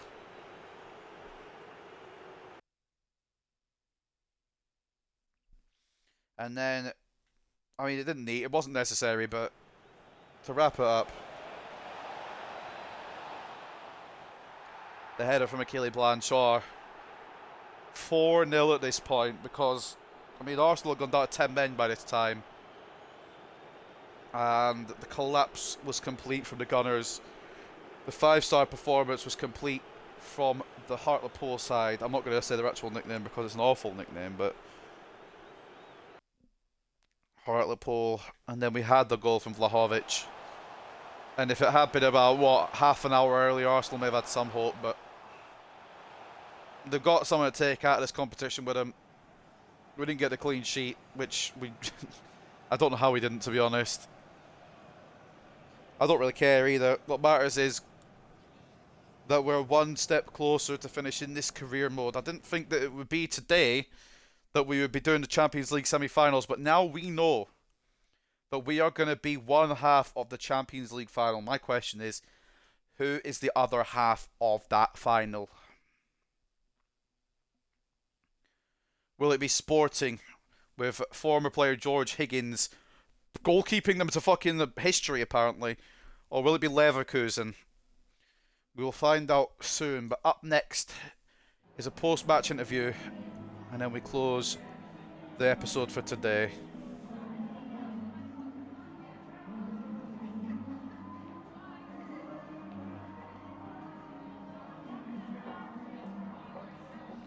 Great win and a great force with Serrano. I mean, his goals were good, but the second one should not have gone in. Maybe Serrano's just too good.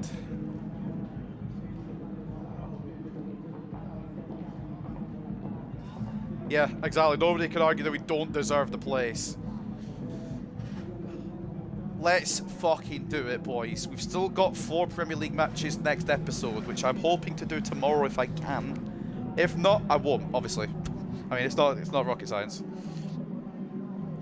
I want to get this series done, and then we can move on to FC24 and look back at this fucking save in absolute, what's the word? Jubilance, I guess. It's going to be so good. It took a while for the first goal to come. What are you on about? We scored inside 10 minutes, you prick.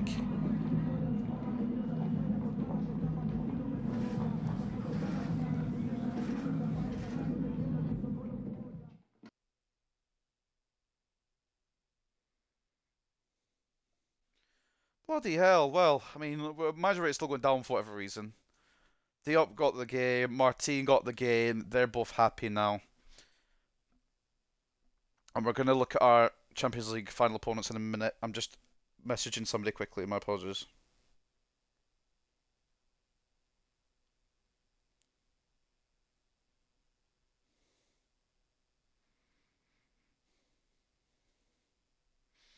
Right. We are into the finals. Who are our opponents? I want it to be Leverkusen just because I don't want to have to beat Sporting and George Higgins. But I also want it to be Sporting because I want to beat George Higgins. Our Champions League final opponents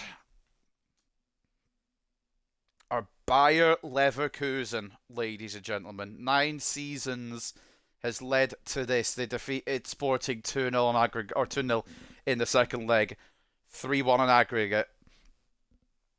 Write it down, ladies and gents. 31st of May, maybe not the actual 31st of May in real life, but 31st of May 2031 will be the Champions League final. Bear with me, guys.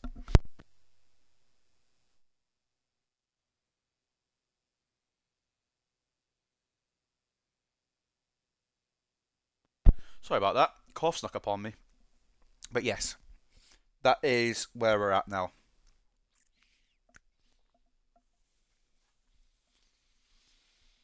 Well,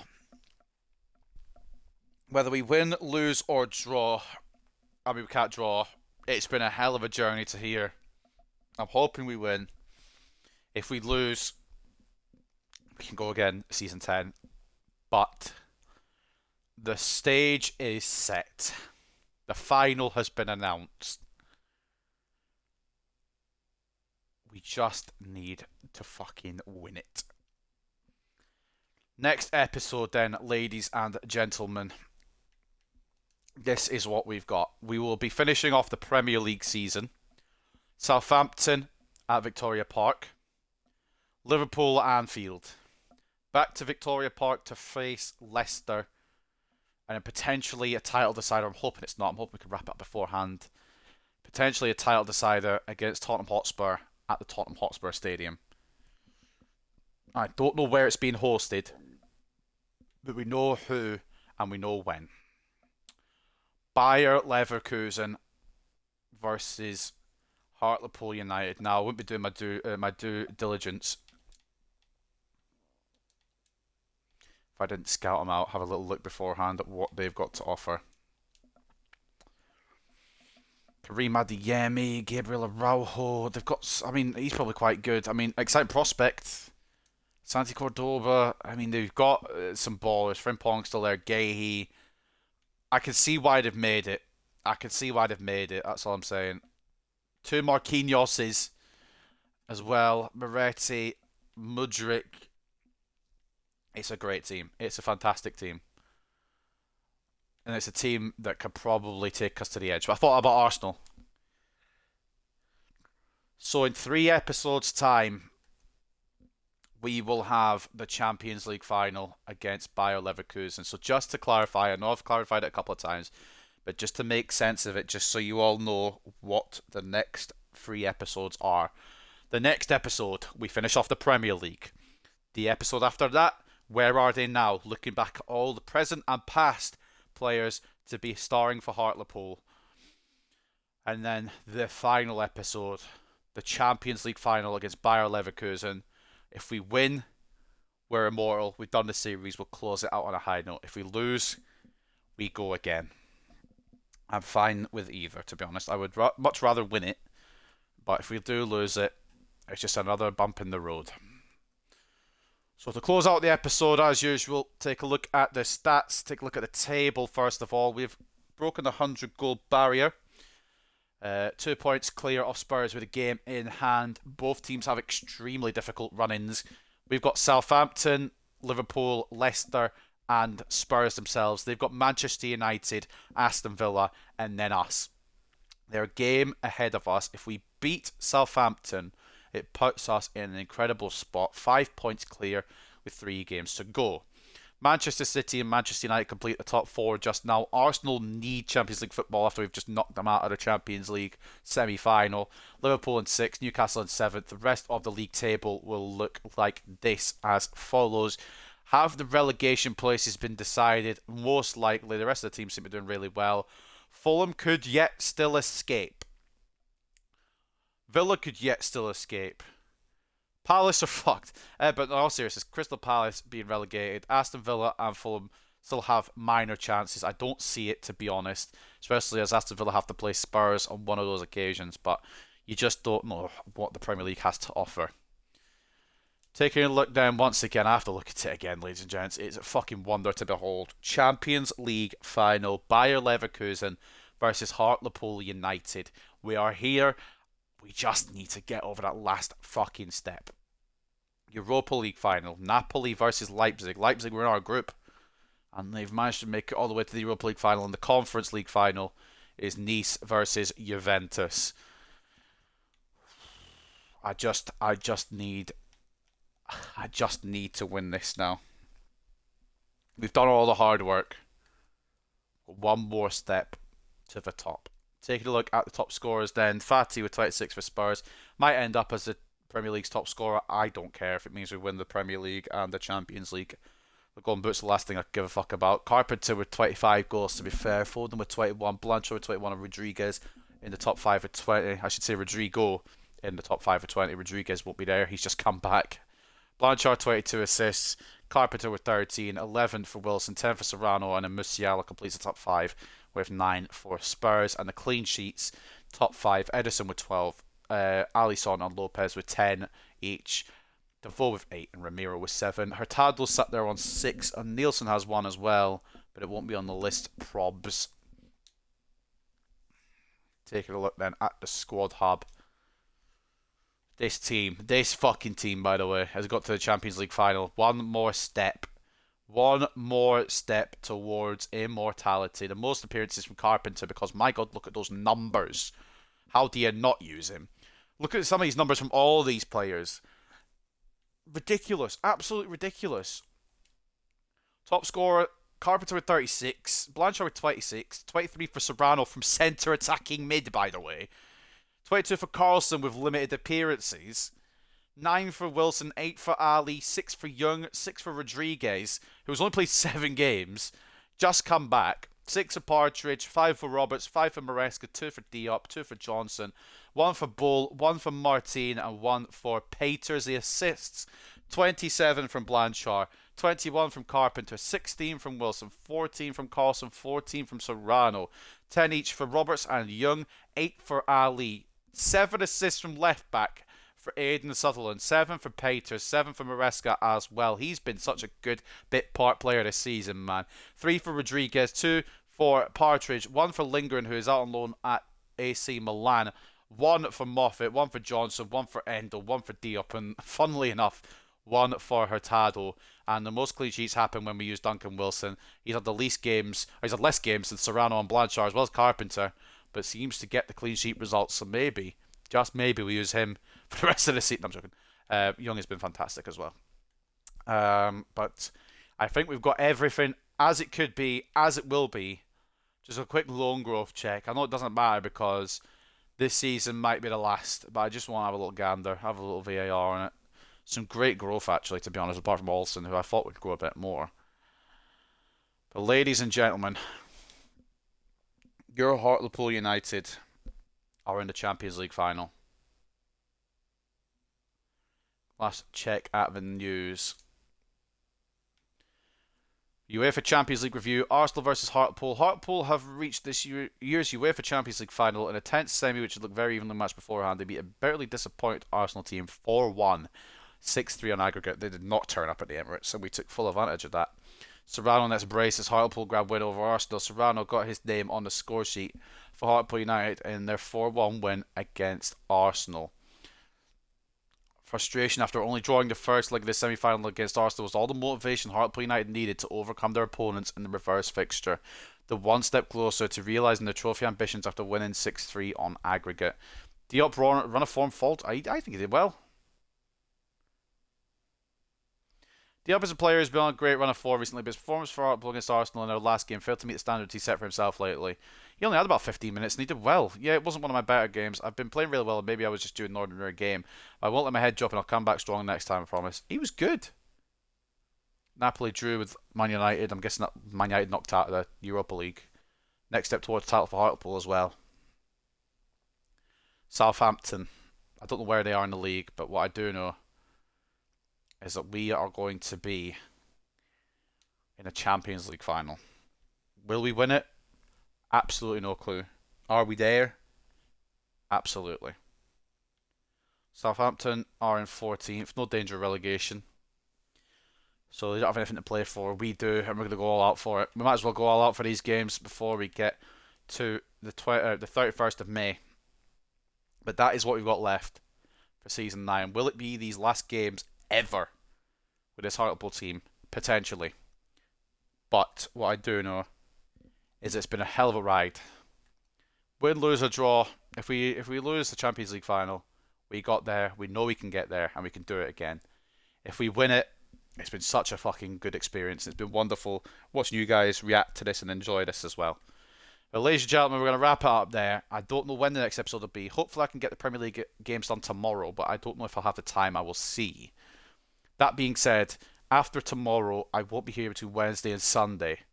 So it'll be the following week when the Where Are They Nows and the Champions League final take place. But ladies and gentlemen, I hope you guys have enjoyed today. And I will see you hopefully tomorrow. But if not, then I will see you when I see you. Hope you guys have enjoyed. Take care and peace.